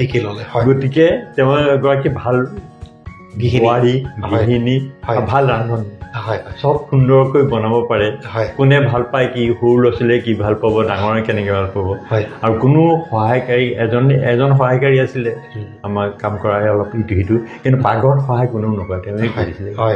নিজে ৰন্ধা বঢ়া কৰি ইহঁতক খুৱাই মেলি ল'ৰা ছোৱালী ডাঙৰ কৰিলে, আৰু সিহঁতৰ লগতেই বেছি সময় কটায়। হয়তো আজি 74 ইয়াৰ্ছ হোৱাৰ পাছতো আমাৰ ছাৰ ডেকা ল'ৰাৰ দৰে যে একদম সতেজ হৈ আছে তাৰ আঁৰত চাগে আমাৰ নিশ্চয় আমাৰ মেডামৰো হাত আছে খুব স্বাদিষ্ট মানে খাদ্য বনায় তাৰ লগতে কথা হ'ল কি মই সৰুতে খুব ধাৰ্মিক আছিলোঁ হয় হয় হয় মই কোনোদিন গোল্লা আৰু মোৰ হায়াৰ ছেকেণ্ডেৰী পাছ কৰালৈকে 6টা বজাৰ পিছলৈকে বাহিৰত থকাৰ কোনো হেৰি নাই 6টা বজাৰ আগতেই আমাৰ এটা ধুনীয়া নামঘৰ আছে গোসাঁইঘৰ আছে গোসাঁইঘৰ মই এতিয়াও জামগুৰিত গৈ প্ৰতি 15 দিন এমাহৰ মূৰে যাওঁ গোসাঁইঘৰ চাফা কৰি পেলাই হেৰি কৰোঁ সেৱা চেৱা কৰোঁ তাত প্ৰতি গোল্লা তুমি চিত বিতিমূৰৰ যিটো নাম আছে মই তাহানিৰ পৰা সদায় গোল্লাৰ কৰিমে কোনো দিন মিছ নহয় ক'ত যদি ফুৰিবলৈ যাওঁ কিবা যাওঁ তেতিয়াও কিন্তু মই গোল্লা সেইখিনি প্ৰাৰ্থনা কৰোঁ আৰু ষ্টিল এতিয়াও মই ৰাতিপুৱা গা ধুই উঠি গোসাঁইঘৰ যাওঁ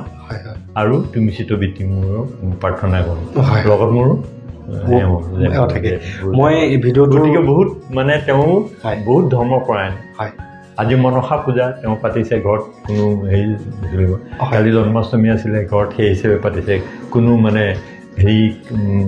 তেনেকুৱা মাছ মাংস জাতীয় এটা নিয়মৰ মাজত চলে আৰু মই আজি এই মজিয়াৰ পৰা আপোনাৰ মেডামলৈ ধন্যবাদ জনাইছোঁ আৰু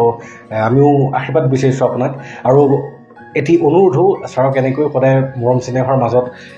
নতুনভাৱে খুৱাই সদায় সতেজ কৰি ৰাখক ছাৰে গোটেই জীৱন ধৰি আমাৰ নগাঁওবাসীৰ কাৰণে যিখিনি কৰিছে ভৱিষ্যতলৈ যাতে কৰি যায় তাৰে আশা কৰিছোঁ ছাৰ আৰু ইয়াতে মই কথা কওঁ হয় মেডিকেল ৰিলেটেড আমাৰ গোটেই পৰিয়ালটো তেওঁৰ ভায়েক এজন আছে ডক্টৰ হয় তেওঁ ফেমাছ মানে কাৰ্ডিয়েক চাৰ্জন হয় ডক্টৰ মনোজ শইকীয়া তেওঁ হেৰিয়াত নেগিমছত তেওঁ এইচডি আছিলে হেড অফ দি ডিপাৰ্টমেণ্ট আছিলে হয় তেওঁ বহুত বাইপাছ চাৰ্জাৰী অপাৰেশ্যন কৰিছিলে তাৰপিছত এতিয়া এক্সেল কেয়াৰত কৰে গুৱাহাটী এক্সেল কেয়াৰত কৰে তেওঁ এইমছৰ পৰা পাছ কৰা হয় তেওঁ বহুত মানে নাম ভাল কোৱালিটি ডক্টৰ হয় গতিকে আৰু বহুতখিনি মানে নগাঁৱৰ মানুহক কয় বা এনেও মানুহৰ প্ৰতি হেৰি যথেষ্ট কম পইচা বা একেবাৰে কিবা এটা লৈ আৰু কিবা এটা কমত যিমান পাৰে ইনষ্টিটিউশ্যনত তেওঁ কৰিব বিচাৰে মানে পাৰে আৰু ভাল কাৰ্ডিয়েক চাৰ্জন হয় হয় আৰু আশা কৰোঁ আপোনাৰ দ্বাৰাই চিনাকি হৈ তেখেতৰো এটা সাক্ষাৎকাৰ আমি আনিবলৈ চেষ্টা কৰিম আমাৰ জ্ঞানবাৰ্তা দৰ্শক ৰাইজলৈ ছাৰ এইখিনিতে এটা কথা জানিব বিচাৰোঁ যে আপুনি ফাদাৰ হিচাপে আপুনি ডক্টৰ হিচাপে ছাৰ অলৰেডি কৈছে যে আপুনি ফুল্লি ডেডিকেট এজন ডক্টৰ হিচাপে আমি অলৰেডি জানো ছাৰ আপুনি ইমানখিনি সময় নিজকে হস্পিটেলখনৰ প্ৰতি আত্মনিয়োজিত কৰাৰ পাছত নিজৰ সন্তানটোক চোৱা চিতা কৰাৰ ক্ষেত্ৰত ফাদাৰ ৰোলটো কেনেকৈ প্লে কৰিছিলে মই সৰুতে খেলা ধূলাটো সিহঁতৰ লগত থাকে পঢ়া শুনাত মই ক্লাছ 8ৰ আগৰখিনিতো মাকে চাই 8ৰ পিছত টিউশ্যন থকাৰ উপৰিও মই গধূলাত যেতিয়া পঢ়িব সিহঁতে যিটো ৰুমত পঢ়ে সেইটো ৰুমত মই কিবা কিতাপ এখন পঢ়ি থাকিম সিহঁতে পঢ়ি থাকিম ৰাতি 10টা 11টালৈকে পঢ়িব মই মোৰ ছোৱালী মোৰ ডাঙৰজনী ছোৱালী তেওঁ হ'ল পেডিয়াট্ৰিক নিউৰলজি গোটেই অসমত নৰ্থ ইষ্টতে পেডিয়াট্ৰিক নিউৰলজি কোনোৱা নাই তেওঁই একমাত্ৰ পেডিয়াট্ৰিক নিউৰলজি তেওঁ এতিয়া তেওঁ হেৰি কৰে এতিয়া নতুনকৈ এখন হস্পিটেল গৈছে এইখন হায়দৰাবাদৰ এখন হস্পিটেল ইয়াত এষ্টাব্লিছ হৈছে তাতে চাকৰি কৰে গতিকে জন্মৰ পৰা যিবোৰ বাচ্চা সৰু বাচ্চাৰ নাৰ্ভৰ প্ৰব্লেম থাকে কথা ক'ব নোৱাৰে বা কিবা কনভালচন হয় ট্ৰমা তেনেকুৱা নিউৰলজিকেল যিবোৰ বেমাৰ তেখেতে চোৱা চিতা কৰে আৰু আমি সৌভাগ্যৱান যে ছাৰ আপোনাৰ আপুনি দিয়া শিষ্টাচাৰ আপোনাৰ ফাদাৰ ৰোল প্লে কৰাৰ পৰিণামস্বৰূপে আপোনাৰ জীয়ৰীয়ে এনেকুৱা এটা বিভাগত ডক্টৰ হ'বলৈ সক্ষম হৈছে যিটো বিভাগত আমাৰ এণ্টায়াৰ নৰ্থ ইষ্টতে নাই আৰু আমি সৌভাগ্যৱান আশা কৰোঁ ছাৰ আপোনাৰ দৰে পিতৃৰ সংখ্যা আমাৰ সমাজত বৃদ্ধি পাওক আপোনাৰ দৰে পিতৃৰ সংখ্যা বৃদ্ধি পালে ছাৰ সমাজত এনেকুৱা মূল্যৱান সম্পত্তিও বৃদ্ধি হ'ব যেনেকৈ আপোনাৰ ছোৱালীজনী হৈছে ছাৰ আপুনি এটা খুব ধুনীয়া কথা ক'লে যে আপোনাৰ ল'ৰা ছোৱালীকেইটাই যেতিয়া পঢ়া শুনা কৰি থাকে তেতিয়া আপুনি তেওঁলোকৰ লগত বহি পেলাই একেলগে পঢ়া শুনা কৰি আছিলে মানে আমি এটা সৰুকৈ কথা শুনো যে উপদেশতকৈ আৰ্হি ভাল গতিকে আপুনি আৰ্হি হিচাপে তেওঁলোকক এইটো ফিল কৰাইছিলে যে ময়ো পঢ়ি আছোঁ আৰু তেওঁলোকেও মানে কনভিন্স হৈছিলে যে মোৰ দেউতাই পঢ়ি আছে মই কিয় নপঢ়িম কিন্তু আজিৰ চিনেৰিঅ'টোত ছাৰ বহুসকল মাতৃয়ে নিজে ৰিলছ বনায় হয়তো নিজৰ ৰিলছটোৰ কাৰণে নিজৰ পুত্ৰ বা নিজৰ কন্যাক আপোনাৰ কেমেৰামেন হিচাপেও ৰাখে বা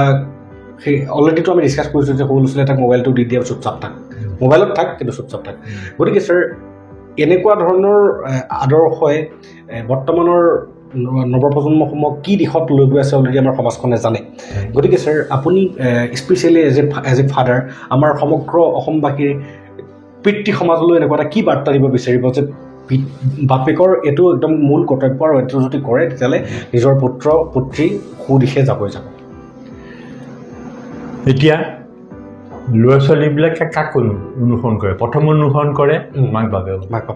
মাক বাপেক কেতিয়াও ল'ৰা ছোৱালীৰ সন্মুখত মাক বাপেকৰ কথা লৈ কেতিয়াবা মানুহৰ মন মেলন হ'লেওতো কথা কটাকটি হয় কিন্তু কেতিয়াও ল'ৰা ছোৱালীৰ সন্মুখত কটাকটি হ'ব নালাগে ইজনে সিজনক ৰেচপেক্ট কৰাটো সৰু অৱস্থাৰ পৰা ল'ৰা ছোৱালীয়ে দেখিব লাগে কেনেকৈ ভাল বিহেভ কৰিছে নিজৰ পৰিবাৰক নিজৰ মাকক দেউতাকে ঠিক তেনেকৈ মাকেও কেনেকৈ দেউতাকক ৰেচপেক্ট কৰিছে কথা চলিছে দুয়োটাই মিলি কৰিছে একেলগে চবেই খাইছে যিটো ভাল পাইছে সেইটো চবেই মিলি মিলি খায় তাৰপিছত সেই কথাটো তেওঁলোকে সৰুৰ পৰা শিকিব লাগিব আৰু ভগৱানৰ প্ৰতি ভক্তি এই ভগৱানৰ প্ৰতি ভক্তিটো মাক বাপেকৰ দুইজনৰে সমানে লাগিব দুইজন যদি ভগৱানৰ প্ৰতি ভক্তি থাকে আৰু সেই চৰ্চাটো ঘৰখনত যদি থাকে ল'ৰা ছোৱালী সৰুৰ পৰাই তেওঁলোকেও কৰিব আৰু সেইটো সিহঁতৰ নিজৰ ল'ৰা ছোৱালীৰ কাৰণেও ভৱিষ্যত আদৰ্শ হিচাপে থাকি যাব হয়তো সেইকাৰণে কোৱা হয় ঘৰখন শিক্ষাৰ ঘাইকঠীয়া তুলিব খুব সুন্দৰ ছাৰ মই এইখিনিতে এটা কথা জানিব বিচাৰিম যে প্ৰায় 50 বছৰ আপুনিতো নিজৰ কাৰ্যকাল এজ এ ডক্টৰ হিচাপে কৰি আহিছে ছাৰ এই 50 বছৰ অভিজ্ঞতাত আপোনাৰ আটাইতকৈ ডাঙৰ এচিভমেণ্টটো কোনটো বুলি ভাবে আৰু আপোনাৰ আটাইতকৈ মানে ফেইলিয়ৰ কোনটো বুলি ভাবে আপুনি এচিভমেণ্টটো মই ভাবোঁ বহুতখিনি মোৰ নিজৰ চেষ্টা মোৰ প্ৰফেচৰসকলে থকা মোৰ ওপৰত বিশ্বাসৰ কাৰণে মই বহুতখিনি আগুৱাই গৈছিলোঁ সহায় কৰোঁ মানে বস্তু এটা ডেভেলপ কৰাত সহায় কৰিছিলোঁ এতিয়া আল্ট্ৰাচাউণ্ডৰ কথাটোৱে কৈছোঁ আল্ট্ৰাচাউণ্ডটো ইমান সুলভ চবেই কিনিব পাৰে যিটো আল্ট্ৰাচাউণ্ড কিনিবলৈ ডক্টৰ মুক্তি গগৈ ছাৰে মোৰ আৰু এজন বন্ধুৰ ওপৰত দায়িত্ব দিছিলে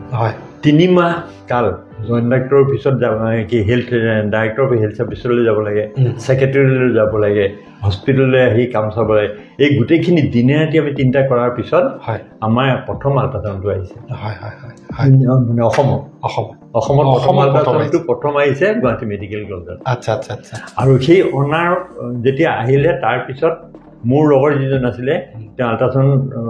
আমি প্ৰথম যিটো কিনি অনা হৈছিলে সেইটো আমেৰিকাৰ পৰা অনা হৈছিল তেখেতক আমাৰ দুইটাকে দিছিলে মই কিবা কাৰণে যাব নোৱাৰিলোঁ আমেৰিকাত সি গৈ 6 মাহ ট্ৰেইনিং লৈ আহিছে কেনেকৈ অপাৰেট কৰে কেনেকৈ কি কৰিব পাৰে আৰু সেই লৈ পেলাই মোক সেই সময়ত তেতিয়া প্ৰফেচৰে কৈছিলে যে তোমালোক দুটাৰে ইয়াত এখন মোক দিবাচোন ডাঙৰ ছবি থাকিব তাত তোমালোকৰ ডেডিকেশ্যনটো কেনেকৈ আনিছিলোঁ মানে এটা আল্ট্ৰাচাউণ্ড কিনিবৰ কাৰণে কেনেকৈ 3-4 মাহ এফৰ্ট এটা দিছিলে সেইটো তেওঁলোকে তাত মানে হেৰি কৰিম বুলি কৈছিলে সেইটো দিয়া নহ'ল আৰু আমাৰ ফালৰ পৰা তথাপিও মানে এটা বস্তু পাবৰ কাৰণে কিমান যত্ন লাগিব আৰু কিমান টাফ মানে কিমান চেষ্টাৰ মূৰত পুৰা আৰু সেই বিশ্বাসটো যে কোনোবা এজনৰ আমাৰ প্ৰতি আছে সেইটোৱে ডাঙৰ কথা সেইটো 1 নম্বৰ কথা 2 নম্বৰ কথা হ'ল কি লেপৰস্কপি লেপৰস্কপিটো সেই সময়ত মোক গভৰ্ণমেণ্টে পঠাইছিলে দিল্লীত লেপৰস্কপি ট্ৰেইনিঙৰ কাৰণে লেপৰস্কপি টিবেক্টমি আমাৰ প্ৰথম কৰা হৈছিলে টিবেক্টমি কৰিবলৈ লেপৰস্কপি তেতিয়া ডক্টৰ চৌচুৰীয়ে তেখেতক পঠাইছিলে ঠাইলৈ ডক্টৰ বদন কাকতিক পঠাইছিলে মোক আমি 3জন পঠাইছিলোঁ 3জন পঠাই আমি 3জনে প্ৰথম গোটেই অসমত প্ৰথম লেপৰস্কপি অপাৰেশ্যন কৰিবলৈ টিবেক্টমি কৰা মানুহ কৰি অহাৰ পিছত যেতিয়া ট্ৰেইনিঙলৈ মই গৈছিলোঁ দিল্লীত আৰু চবেই বেলেগ বেলেগ জেগাত গৈছে গৈ পেলাই গোটেই অসমৰ পৰা গভৰ্ণমেণ্টে এটা লেপৰস্কপি ট্ৰেইনিং চেণ্টাৰ কৰি দিলে যে গোটেই অসমৰ ডক্টৰসকলক ট্ৰেইনিং দিব সেই ৰিচোৰ্চ পাৰ্চন আছিলোঁ আমি 3জনে গোটেই অসমৰ ডক্টৰসকলক কাছাৰৰ পৰা ডিব্ৰুগড়ৰ পৰা মেডিকেল কলেজৰ প্ৰফেচৰবিলাকো তেখেতসকলেও আহি পেলাই ইয়াত ট্ৰেইনিং লৈছিলে আৰু আমি দিছিলোঁ ইভিন গুৱাহাটী মেডিকেল কলেজত যেতিয়া লেপৰস্কপি তেতিয়া নহয় তেতিয়া মোক তাৰ ঈশ্বৰী গগৈ ছাৰে ক'লে তুমি আহিব লাগিব আমি পেচেণ্ট 3টামান ৰাখিছোঁ তুমি কৰিবা তুমি কৈ পেলাই চবেই চাব আমাক তেতিয়া অপাৰেশ্যনত তেতিয়া গোটেই প্ৰফেচৰ ৰেজিষ্টাৰ চব ভৰ্তি হৈ আছে ষ্টুডেণ্টটো ভৰ্তি আছেই তেতিয়া মই গৈ 4টা অপাৰেশ্যন কৰিছোঁ চাই মেলি তেতিয়া ইণ্টাৰেক্ট কৰা হৈছে আৰু গতিকে সেইটো আৰু এটা মানে জীৱনত ডাঙৰ যে মোৰ প্ৰফেচৰসকলেও মই কৰা অপাৰেশ্যনটো চাইছে প্ৰথম কেছ হিচাপে খুব সুন্দৰ ছাৰ এইখিনিতে আপোনাৰ জীৱনৰ আপুনি কামটো ফেইলিয়ৰ বুলি ভাবে তেনেকুৱা এটা কিবা ঘটনা ইনচিডেণ্ট আপোনাৰ মনত পৰে নেকি মানুহে কাম কৰিবলৈ গ'লেতো কিছুমান বদনাম মানুহ ওলাবই হয় আপুনি কিবা এটা কৰিলে মানুহে কিছুমানেতো আপোনাক ভুল কৰিবলৈ চাব আপোনাক দুখ জাপিবলৈ তেনেকুৱা বহুত কিবা কিবি ঘটনা কেতিয়াবা হৈ থাকেই আৰু আমাৰ অসমীয়া জাতিটোৱে কেঁকুৰা জুই বুলি কোৱা যায় গতিকে সেইবোৰত মই ইমান গুৰুত্ব নিদিওঁ কাৰণ মই নিজে নিজক জানো মই নিজে কি কৰিছোঁ কি কাম কৰিছোঁ মানুহৰ আৰু মোৰ জীৱনৰ আদৰ্শ হ'ল মই সৰু গাঁৱৰ পৰা অহা ল'ৰা গাঁৱলীয়া পৰিৱেশ দেখিছোঁ মানুহৰ দুৰৱস্থা দেখিছোঁ মই কেতিয়াও নাভাবোঁ যে মানুহক চিকিৎসাৰ নামত এক্সট্ৰেক্ট কৰিবলৈ পইচা লৈ পেলাই এক্সট্ৰেক্ট কৰিবলৈ এতিয়াও মোৰ ফিজ 300 টকা মানে আমি চবেই দিওঁ সেইটো কাৰণে চবেই কৈছোঁ যে আমি কিনিম মই আমাৰ পুৰণাখিনি নতুনখিনি কিমান লয় নাজানো 300 টকাই আমি মানে হেৰিটো কৰোঁ আৰু এতিয়া বহুত দুখীয়া পেচেণ্ট আহে ছাৰ চবকে দেখুৱালোঁ মই আপোনাৰ হাততে অপাৰেশ্যন কৰিব বিচাৰোঁ তাৰপিছত মইতো কেতিয়াও নিবিচাৰোঁ মোৰ গুৰিত অপাৰেশ্যন কৰিলে কোনোবাই মাটি বন্ধকত দি থৈ আহিছে কোনোবাই গৰু ছাগলী বিক্ৰী কৰি আহিছে নহয় মই যিমান মিনিমাম তুই কিমানত দিব পাৰিবি খৰচ মোৰ পইচা লাগিল নে নালাগে বাকী খৰচখিনি মেডিচিন চিটৰ ৰেণ্ট এইখিনি কৰিলে মই কৰি দিম কাৰণ এটা বিশ্বাস লৈ আহিছে যে চব বাদ দি এটা মই অপাৰেশ্যন কৰিছোঁ আপোনাৰ হাতত কৰিব বিচাৰিছোঁ আপোনাৰ প্ৰেজেঞ্চত কৰিব বিচাৰিছোঁ আপোনাৰ দ্বাৰা কৰিব বিচাৰিছোঁ সেই মানুহৰ যে বিশ্বাসটো সেই বিশ্বাসটোক ৰেচপেক্টটোৱে ডাঙৰ পইচাটো মানুহৰ নিজে আহিব মানুহ পইচাৰ পিছত দৌৰিব নালাগে সতত থাকিলে মানুহক চলিবলৈতো মানুহৰ বহুত বেছি নালাগে নিজে হৈয়ে যায় ধুনীয়া কথা কৈছে ছাৰ খুব সুন্দৰ বহুত ধন্যবাদ এই কথাখিনিৰ কাৰণে ছাৰ এইখিনিতে মই জানিব বিচাৰিম যে ছাৰ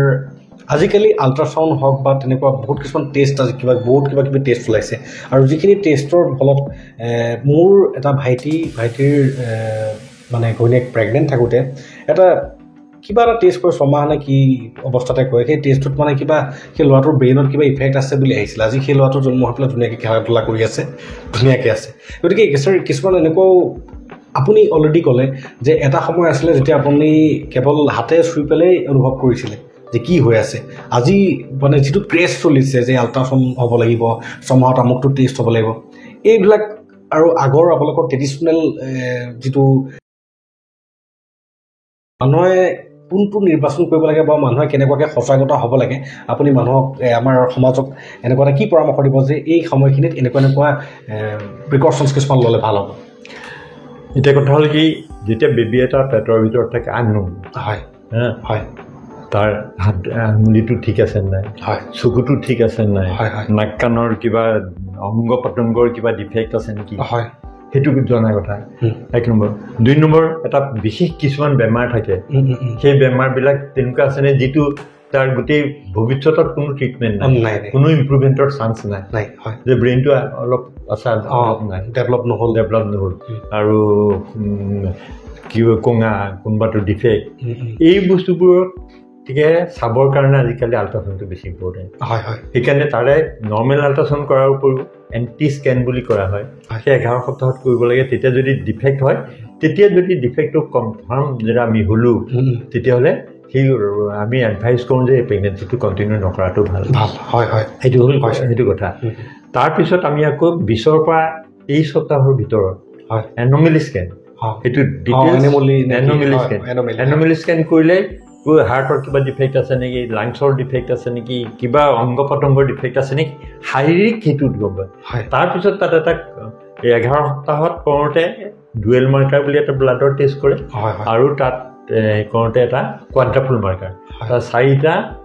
জেনেটিক ডিজিজ থকা বেমাৰ ধৰা পৰে বুজিছেনে তাকে জেনেটিক ডিজিজ তাৰে কোনোবাটোৰ ধৰক আছে তাৰ ব্ৰেইনটো ডেভেলপমেণ্ট নাই শ্বেপটো ঠিকে আছে মগজটো ঠিকে আছে দেখাত কিন্তু ই মানে কথা ক'ব নোৱাৰিব বা তাৰ মগজ হেৰি নহ'ব তাৰ কিছুমানৰ ডাউন চিণ্ড্ৰম বুলি কয় একেবাৰে ইডিঅটিক বেবী এটা আমি এটা বেবী এটা দিবলৈ দিলে এটা সুস্থ সবল বেবী দিব লাগিব আৰু যদি জন্ম হৈ পেলাই দেখিলে যে তাৰ হাত এটাই নাই বা তেনেকুৱা ডাউন চিণ্ড্ৰম থকা বেমাৰেই হ'ল কিছুমান নিউৰলজিকেল ডিফেক্ট থাকে এইফালে ৰাজডাল এক্সপ'জ হৈ থাকে সেই বেবীবোৰ জীয়াই থাকিব নাই আৰু গোটেই জীৱন পংগু হৈ থাকিব গতিকে সেইটো যদি আমি ডিটেক্ট কৰিব পাৰোঁ ডিটেক্ট কৰাৰ উপায় সেইটোৱেই কোৱাড্ৰুপল মাৰ্কাৰ কৰা আৰু এনমেলি স্কেন কৰা 20 পৰা 23 সপ্তাহৰ ভিতৰত গতিকে সেইখিনিত যদি কৰি আৰু নকৰোঁ যদি ছাপ'জ অপাৰেশ্যনৰ পিছত তেনেকুৱা এটা বেবী জন্ম হ'ল উই আৰ লাইবল মই মোৰ ওপৰত কেছ কৰিব পাৰিম কিয় মোক এইটো এডভাইচ নকৰিলে মই সেই বেবীটো যাৰ তেনেকুৱা বেবী আছে সিহঁতে অনুভৱ কৰিব পাৰে সেই বেবীটো লালন পালন কৰি ডাঙৰ কৰা জীৱনটো বিচনাত পৰি থাকিব আপুনি জীয়াইও ৰাখিব নোৱাৰে এৰিও দিব নোৱাৰে সেই মানুহৰ মানসিক অৱস্থাটো যন্ত্ৰণা সেই অৱস্থাটো আপুনি অনুভৱ কৰিলে আপুনি এই বস্তুটোৰ ওপৰত গুৰুত্ব দিব খুব ধুনীয়া ছাৰ এই কথাখিনি আমাৰ সমাজৰ বাবে বহুতেই দৰকাৰী কথা ছাৰ যিটো এনমেলি স্কেনৰ কথা ক'লে সেই স্কেনটো ছাৰ আমাৰ নগাঁৱলৈ অহা বা আমাৰ নগাঁৱত সেই বস্তুটো মানে প্ৰচাৰ হোৱা কিমান সময় হৈছে এতিয়া বৰ্তমান 3 বছৰমান তাৰ আগত ছাৰ আপোনালোকে সেই তেনেকুৱা বস্তুখিনি ডিটেক্ট কৰিবৰ কাৰণে ভগৱানৰ ওপৰত দিছিলে যি হ'ব না আল্ট্ৰাচাউণ্ডটো বাৰু তেতিয়াৰ পৰা আছে আল্ট্ৰাচাউণ্ডত ধৰিব পাৰিছিলে মানে কাৰণ তেতিয়া আল্ট্ৰাচাউণ্ডবোৰ লিমিটেড আছিলে কেইজনমান আহে পুৰা ট্ৰেইন হৈ আহে এতিয়াতো বহুত হৈ গ'ল এতিয়া ক'ত ৰিপৰ্ট কোনে কেনেকুৱা দিছেতো আমি গম নাপাম আগতে ধৰক 1 বা 2 আছে নগাঁৱত যদি আছে বা কোনোবা টাউন আছে 1 বা 2 আছে তেওঁলোক প্ৰপাৰ ট্ৰেইন লৈ আহে গতিকে ভাল ইনষ্টিটিউটত কৰি অহা গতিকে তেওঁলোকৰ ৰিপৰ্টটোত তথাপি অকণমান ধৰিব পাৰিছে আৰু এনমেলি স্কেনটোত মানে ডিটেইলছ চাব আৰু ইম্প্ৰুভ হ'ব লাগিব আল্ট্ৰাচাউণ্ডটো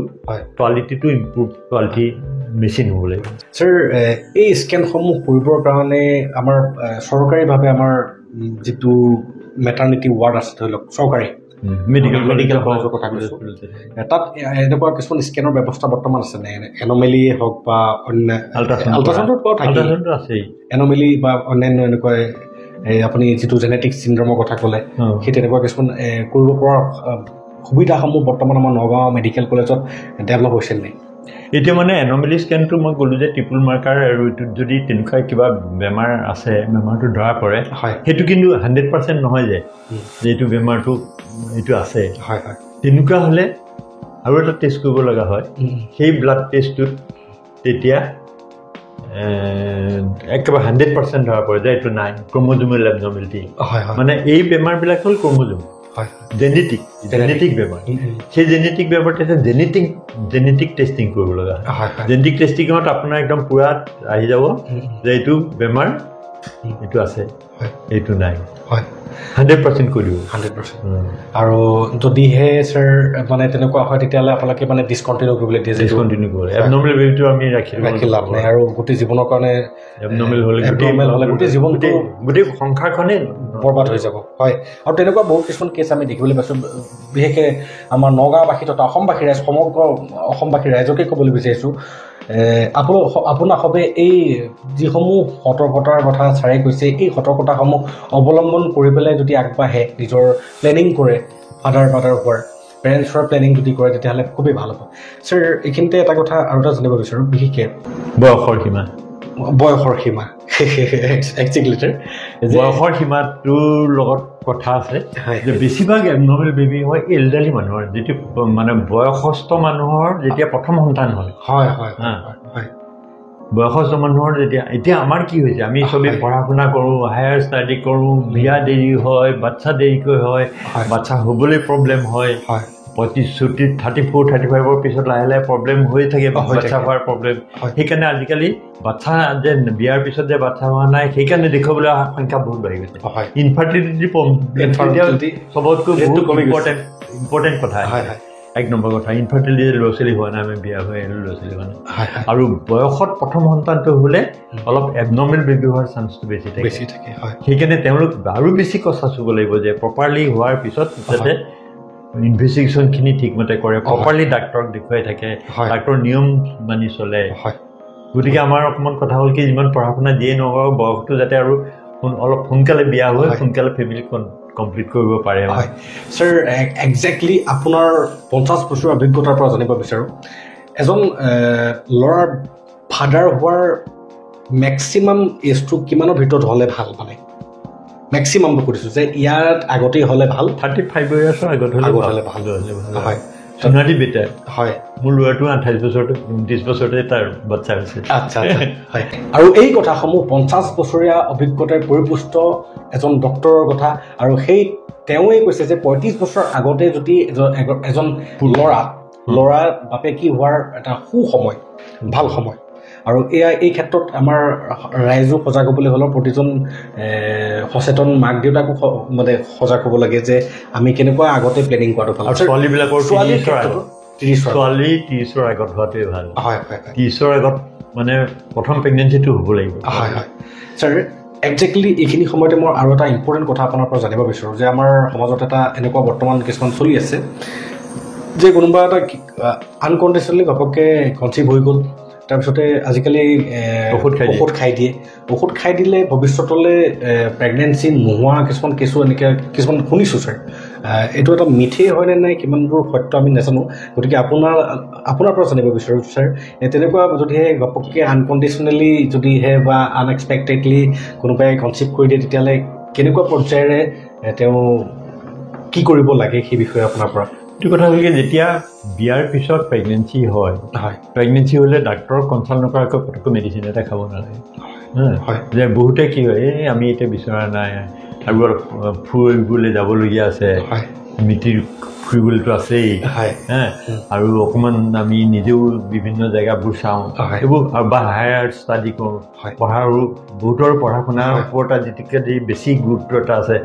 ইটো পাছ কৰাৰ পিছত সিটো পঢ়িম সিটোৰ পৰা সিটো পঢ়িম বয়স গৈ থাকে কিন্তু কথা হ'ল কি মানুহৰ যেতিয়া বিয়াৰ পিছৰ মূল উদ্দেশ্য হ'ল এটা সন্তানটো লাগিবই মানুহক দুটা সন্তানটো মিনিমাম লাগিবই মই চবকে কওঁ মিনিমামটো 2টা লাগিবই আমি 2টা আছোঁ আমাৰ পিছত এটলিষ্ট আমাৰ 2টা যাতে আমি থৈ যাব পাৰোঁ 2টা ঠাইত যদি এটা থাকে আমিতো নাইকিয়া হৈ যাব সেইটো কথাই কৈ থাকোঁ আৰু সেইকাৰণে যেতিয়া মিছ পিৰিয়ড হ'ব মানে ডেটটো যদি মেন্সৰ পাৰ হৈ যায় তেতিয়া নিজে একো ঔষধ খাব নালাগে ছাপ'জ কিবা বিশেষ অসুবিধা আছে কিবা আছে ডক্টৰৰ লগত কনচাল্ট কৰি পেলাই কিবা ঔষধ খাওঁ মানে কিবা কাৰণে ঔষধ খাই পেলাই নহ'ল তেতিয়াহ'লে এবৰ্চনটো কৰাৰ ডক্টৰৰ পৰামৰ্শমতে এবৰ্চনটো কৰাব লাগিব আৰু পৰাপক্ষত কণ্টিনিউশ্যনটোৱে দৰকাৰ কাৰণ এবাৰ যদি আফটাৰ মেৰেজ হয় আৰু এবৰ্চন কৰাৰ পিছত কি হয় কেতিয়াবা ঔষধ খোৱাৰ পিছত কেতিয়াবা কি হয় ব্লিডিং হয় বস্তু কিছু অংশ থাকি যায় সেই থাকি ইনফেকশ্যন হৈ পেলাই ভৱিষ্যত বাচ্চা হোৱাৰ কাৰণে প্ৰব্লেম হৈ যায় তেনেকুৱা বহুত মানুহ আহে যে মোৰ প্ৰেগনেঞ্চি হৈছিলে ঔষধ খাই দিলেও তাৰপিছত মোৰ এতিয়া সন্তানেই নহয় তেনেকুৱা বহু কেছ আমি শুনিবলৈ পাওঁ দৰ্শক ৰাইজ এগৰাকী অনুভৱী ডক্টৰৰ গোটেই জীৱনৰ অভিজ্ঞতাসমূহক আপোনালোকক দি আছে আমি ভাগ্যৱান যে এই অভিজ্ঞতাসমূহক সঞ্চয় কৰিবলৈ সক্ষম হৈছোঁ ছাৰ এই ক্ষেত্ৰতে আৰু এটা কথা জানিব বিচাৰোঁ যে এবৰ্চনেই হওক বা এই এবৰ্চন কৰিলেও কেতিয়াবা যিটো ৱাছ কৰা বুলি কোৱা যায় আমি মেডিকেল টাৰ্ম নাজানো গতিকে আজিকালি ছাৰ এই বস্তুখিনি কিমান ডেঞ্জাৰিয়াছ মানে ইন ফিউচাৰ কনচিভ কৰিবৰ কাৰণে সেইটো মানে MTP medical termination of pregnancy মানে এটা নিৰ্দিষ্ট কাৰণতহে আমি নষ্ট কৰোঁ মানে MTP কৰিব পাৰোঁ এবৰ্চন কৰাব পাৰোঁ কি কাৰণে এবৰ্চন আছে তেওঁ যদি কিবা বিশেষ বেমাৰ ভুগি আছে বা কিবা কাৰণে বিচৰা নাই তেওঁ ধৰা কিবা এটা ইম্পৰ্টেণ্ট পৰীক্ষা দিব লাগে বা কিবা জাৰ্ণি কৰিব লাগে কিবা এটা কৰিব লাগে তেনেকুৱাবিলাকত যদি হয় কিন্তু প্ৰথম কেতিয়াও আমি এডভাইচ নকৰোঁ প্ৰথম সন্তানটো নষ্ট কৰোঁ কেতিয়াও MTP কৰিবলৈ এডভাইচ নকৰোঁ যদি কিবা ব্লিডিং হৈ আছে সন্তানটো অকণমান এবনৰ্মেল কিবা প্ৰব্লেম আছে তেতিয়াহ'লে মেডিকেল টাৰ্মিনেশ্যন মানে MTP মানে মেডিকেল টাৰ্মিনেশ্যন অফ প্ৰেগনেঞ্চিটো আমি নষ্ট কৰোঁ সেইটো য'তে ত'তে কৰাও নহয় য'ত কৰিব সেইটো ৰিকগনাইজ হ'ব লাগিব আৰু যোনে কৰিব তেওঁ ৰিকগনাইজ হ'ব লাগিব যিকোনো ডক্টৰে ক'লে নহ'ব ৰিকগনাইজ ডক্টৰ গভৰ্ণমেণ্টৰ এপ্ৰুভ ডক্টৰ আৰু জেগাটো এপ্ৰুভ সেইটো ডাইৰেক্টৰ প্ৰত্যেক ডিষ্ট্ৰিক্টত ডাইৰেক্টৰ অফ হেল্থ ছাৰ্ভিচে এপ্ৰুভ কৰি দিয়ে হয় ছাৰ যে এইখন চেণ্টাৰহে কৰিব পাৰিব ছাৰ এটা কথা মই বৰ্তমান আমাৰ সমাজখনত চলি থকা কিছুমান বিসংগতিমূলক কাৰ্যকলাপৰ ওপৰত আপোনাক সুধিবলৈ লৈছোঁ বিশেষকৈ 18 বছৰ তলৰ ছোৱালীসকলৰ কাৰণে ছেফটিৰ কাৰণে আৰু এই কথাষাৰ মই পোনপ্ৰথমে আমাৰ সমগ্ৰ অসমৰ শিক্ষক সমাজ সমগ্ৰ সমাজৰ অভিভাৱক সমাজক দিব বিচাৰিছোঁ ছাৰ আজিকালি দেখা যায় সৰু সৰু ছোৱালীবিলাক প্ৰেমজনিত কাৰণত মানে বিপৰীত লিংগৰ প্ৰতি আকৰ্ষিত হোৱা যায় এইটো এটা নেচাৰেল সৰু কথা আৰু এনেকুৱা বহুত কিছুমান কেছ দেখা যায় যে 8-9ত পঢ়ি থকা ছোৱালীও ঘপককৈ প্ৰেগনেণ্ট হৈ গ'ল তেওঁলোকে মনে মনে কেনেকৈ কি কৰিলে তেওঁলোকৰ কথা গতিকে ছাৰ যিখিনি কেছ ধৰা পৰিছে পুলিচে ধৰা পেলাই এবছৰে কৰাইছে কাৰণ তেওঁলোকে মানে শাৰীৰিকভাৱে তেওঁলোক এবল নহয় যে এটা বেবী ডেলিভাৰ দিব এই বয়সতে আৰু কেতিয়াবা কিছুমান ধৰা নপৰাৰ ক্ষেত্ৰতো ছাৰ আপোনালোকৰ পৰামৰ্শ বা তেনেকুৱা এটা লুকাই চুৰ কৰি যিখিনি হৈ আছে এই ক্ষেত্ৰত ছাৰ আপুনি কেনেকুৱাভাৱে সতৰ্কতা অৱলম্বন কৰে বা আপুনি কেনেকুৱা এটা বৰ্তমান আমাৰ সমাজৰ সকলোলৈকে দিব বিচাৰিব যে এই ক্ষেত্ৰত কেনেকুৱা ধৰণৰ প্ৰিকশ্যনছ ল'লে ইন ফিউচাৰত তেনেকুৱা কিছুমান সম্ভাৱনীয় বিপদৰ পৰা আমি ৰক্ষা পাম এইটো চবতকৈ ইম্পৰ্টেণ্ট চবতকৈ ইম্পৰ্টেণ্ট মানে মানে আমি গুৰুত্ব সহকাৰে ল'ব পৰা এটা ছাবজেক্ট যিটো ভাল প্ৰশ্ন সুধিছে বহুত দৰকাৰী প্ৰশ্ন এতিয়া কথা হ'ল কি চবতকৈ ভাল বন্ধু কোন ল'ৰা ছোৱালী চবতকৈ ভাল বন্ধু হ'ল মা বাপেক বা বায়েক ভায়েক বায়েক ককায়েকহঁতে যিটো অনুসৰণ কৰিব বা তাৰ ভায়েক ভনীয়েকহঁতেও সেইটোৱেই কৰে গতিকে মাক বাপেকৰ প্ৰথম কৰ্তব্য যাতে ল'ৰা ছোৱালীৰ লগত ফ্ৰেণ্ডলি হয় চব কথা খোলা খুলি কথা ক'ব পাৰে মোবাইলৰ প্ৰতি কম আসক্তি হয় কাৰণ মোবাইলত আজিকালি যিকোনো সকলোৱে পায় আৰু মোবাইল চাই আসক্ত হৈ তেওঁলোকৰো এটা আকৰ্ষণ হয় হওক দিয়ক আমি কথা পাতি ৰাতি শুই দেখিব মোবাইলটো লৈ কথা পাতি আছোঁ মোবাইলটো মইতো ইভিন কওঁ প্ৰেগনেঞ্চি হোৱাৰ পিছত হাজবেণ্ডক কওঁ আপুনি 7টা বজাৰ পিছত মোবাইলটো নি আলমিৰাত ভৰাই থ'ব আপোনাৰ মেছেজত ৰাতি মোবাইলটো লৈ কথা পাতিব নোৱাৰিব ডিষ্টাৰ্ব শ্লিপ হ'ব বেবীটো এফেক্ট কৰিব গতিকে মোবাইলটো ঠিক তেনেকৈ মাক বাপেকেও তেনেকুৱা ল'ৰা ছোৱালীৰ পৰা মোবাইল আঁতৰে কিবা পঢ়াৰ ক্ষেত্ৰত কিবা হওক চবৰ আপোনাৰ নিৰীক্ষণত যাতে মোবাইলটো ইউজ হয় মিছ ইউজ যাতে নহয় কাৰণ মোবাইলটো আমাৰ ভাল বস্তু এফালৰ পৰা ভাল বস্তু এফালৰ পৰা বহুত বেয়া বস্তু ভাল বস্তুটো যাতে তেওঁলোকে ব্যৱহাৰ কৰিছে ল'ৰা ছোৱালীয়ে সেইটো নিজৰ পৰ্যালোচনাত থাকিব লাগিব নিজৰ পৰ্যবেক্ষণত থাকিব লাগিব আপোনাৰ চকুৰ আগত থাকিব লাগিব মোবাইলটো কি কৰি আছে ল'ৰা ছোৱালীটো কি কৰি আছে আৰু এটা বয়স পাৰ হোৱাৰ পিছত মানুহৰ সাধাৰণতে ল'ৰা ছোৱালীবিলাক যদি ভাল পথেৰে গৈ থাকে ঘৰখনত যদি এটা ধাৰ্মিক পৰিৱেশ থাকে মাক বাপেক ককায়েক ভায়েক চবে যদি এটা নিয়ম মানি চলি থাকে তেতিয়া ডেফিনেটলি ল'ৰা ছোৱালীও সেইমতেই যাব আৰু ধাৰ্মিক পৰিৱেশ এটা পৰিৱেশ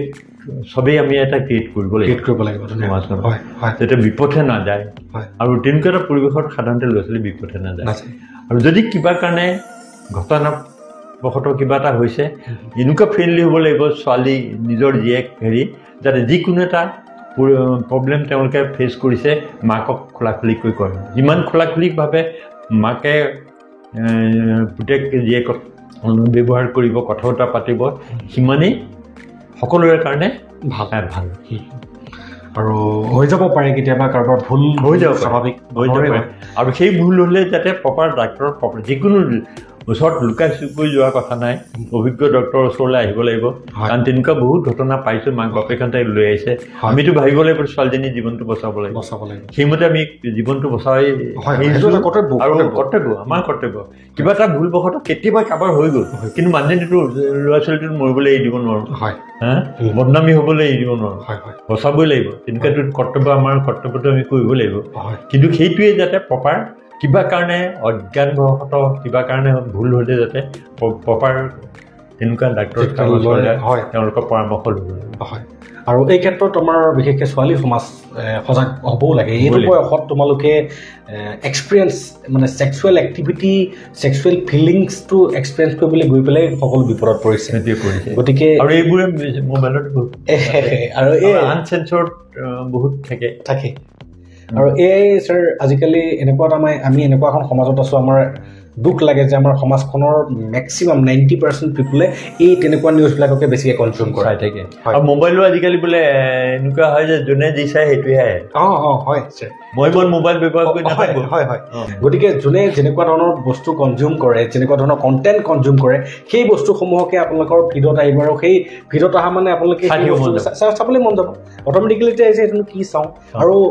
দুখৰ কথা আমাৰ অসমৰ সমাজখন অসমৰ নহয় এণ্টায়াৰ ৱৰ্ল্ডৰ সমাজখনে এই নিগেটিভ বস্তুবিলাকৰ প্ৰতি বেছি আকৰ্ষিত আৰু মাক বাপেকো চাব লাগে মোবাইলটোনো কি চাই আৰু চাই থাকিলে নিজেও গম পাব নহয় কোনটোত আহি আছে কি আহি আছে তাৰমানে এইটো চাই আছে হয় হয় আৰু বিশেষকৈ মাক বাপেকসকলে প্ৰতিটো মানে ষ্টুডেণ্টৰ মোবাইলৰ হিষ্ট্ৰীবিলাক চেক কৰি চাব ব্ৰাউজাৰৰ হিষ্ট্ৰীবিলাক চেক কৰি চাব কি কনজিউম কৰি আছে এইটো বহুত এটা গুৰুত্বপূৰ্ণ কথা বহুত গুৰুত্বপূৰ্ণ হয় ছাৰ আহিছোঁ আকৌ আপোনাৰ জীৱনলৈ বৰ্তমান আপুনি ৭৪ বছৰ 74 ইয়াৰ্ছ হোৱাৰ পাছতো আপুনি ইমান ডেডিকেটলি কাম কৰি আছে সেইটো আমাৰ বাবে সৌভাগ্য আৰু ভগৱানে আপোনাক যিখিনি শক্তি প্ৰদান কৰিছে তাৰ বাবে আমি ভগৱানে দেখাচোনকো ধন্যবাদ জনাওঁ যাতে তেনেকুৱা শক্তি আপোনাক আগন্তুক যিমান দিনলৈকে দিব পাৰি দি থাকক ছাৰ ডাক্তৰী বৃত্তিটোৰ বাদেও আপুনি এনেকুৱা এখন বাহিৰত এনেকুৱা এখন কি ক্ষেত্ৰ আছে যিখন ক্ষেত্ৰত আপুনি নিজকে আত্মনিয়োজিত কৰি পেলাই মানসিকভাৱে সন্তোষ আহৰণ কৰে মই খেলা ধূলা কৰি আৰু এতিয়াও খেলা ধূলা কৰি থাকোঁ হয় তাৰপিছত নিজৰ স্বাস্থ্যটো ভালে ৰাখিবৰ কাৰণে হয় ছাৰ যিখিনি লাগতিয়াল এক্সাৰচাইজ হয় যোগ কৰোঁ হয় এক্সাৰচাইজ কৰোঁ হয় তাৰপিছত মানুহৰ কাৰোবাৰ কিবা এটা হ'লে মোকে মাতে হয় পৰিয়ালৰ কিবা এটা হওক ওচৰ চুবুৰীয়া হওক মোৰ এটা সামাজিক ৰিলেশ্যনো আছে তেনেকৈ মানুহৰ ঘৰত যাওঁ মোৰ তালৈ হৈ আহে সেই সম্পৰ্কটো কাৰোবাৰ কিবা এটা অসুখ হ'লেও কয় মই যাওঁ ঘৰত গৈ কথা এটা পাতি সময় কথা socially well connect socially well connect আৰু নগাঁৱত এনেকুৱা বহুত কিছুমান সংগঠন বা এনেকুৱা ক্ৰীড়া সংস্থা হওক বা কিবা সংগীতৰ লগতে হওক বা নাটকৰ লগত যিহেতু আপুনি সৰুৰে পৰা অলৰেডি কৈছে যে ভাওনাৰ পৰিৱেশ দেখি আহিছে ঘৰতে নৃত্য শিল্পী আছিলে সৰুৰে পৰা সংস্কৃতি জগতখনৰ লগত খেলৰ কথাটো কৈছে আপুনি বৰ্তমান আমাৰ নগাঁও জিলাৰ এনেকুৱা কিছুমান অনুষ্ঠানৰ লগত জড়িত আছেনে বৰ্তমান মই নাই মানে অলপ লাষ্ট 3 years মানৰ পৰা মই অকণমান ইয়ালৈ জড়িত মানে কি হ'ল মই নাৰ্ছিং হোমখনৰ এক্সটেনশ্যনৰ কাৰণে ইয়াত অকণমান বেছি টাইম কটাব লগা হৈ গৈছে এইখন এক্সটেনশ্যন কৰোঁতে যথেষ্টখিনি মানে মই ইনভলভ হৈ থাকিবলৈ চবেই হৈছে কিন্তু মোৰ ইনভলভমেণ্ট অকণমান বেছি হ'ব লগা হৈছে প্ৰত্যেকটো সৰু সুৰা কথাৰ পৰা চাব লগা হৈছে গতিকে অকণমান মই সেইবিলাকৰ আঁতৰি আছোঁ কিন্তু ছ'চিয়েল এনেই ৰিলেশ্যনটো মেইনটেইন কৰি আছোঁ ছাৰ মই আপোনাক এটা অনুৰোধ কৰিব বিচাৰোঁ জ্ঞান বাৰ্তাৰ ডক্টৰ বিপুল বৰুৱা ছাৰৰ এই ভিডিঅ'টো চাই পেলাই কোনো যদি দুখীয়া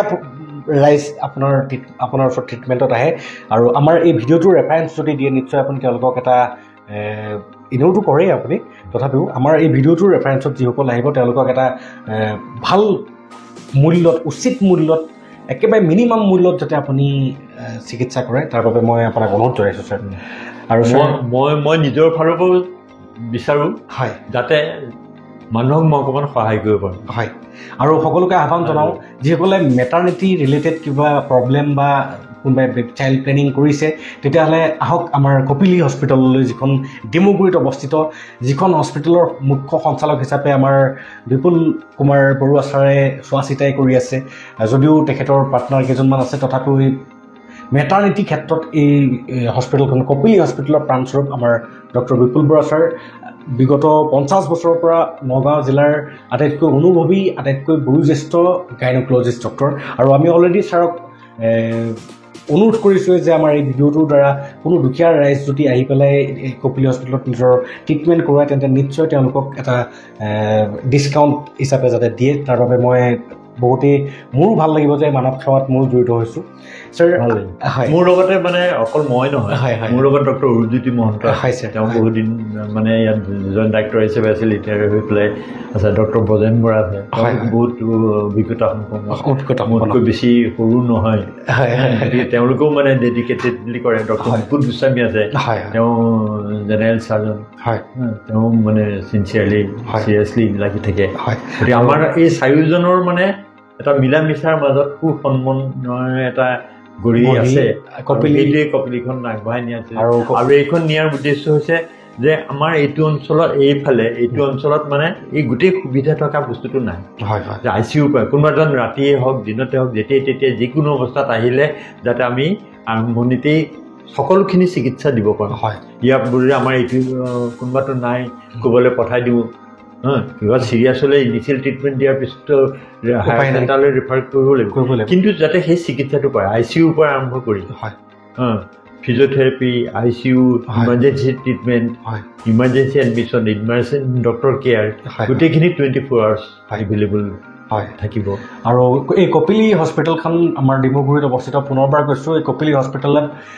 বহুতেই এখন ৰেপিউটেড এখন হস্পিটেল আৰু নাৰ্ছিং হোমৰ ভিতৰত, বিশেষকৈ প্ৰাইভেট নাৰ্ছিং হোমৰ ভিতৰত এখন নাম উজ্জ্বলা নাৰ্ছিং হোম। ইতিমধ্যে ছাৰেও কৈছে যে ছাৰৰ হাতেৰে অপাৰেশ্যন বা নিজৰ সন্তান প্ৰসৱ কৰাবৰ কাৰণে কেৱল নগাঁৱে নহয়, সদূৰ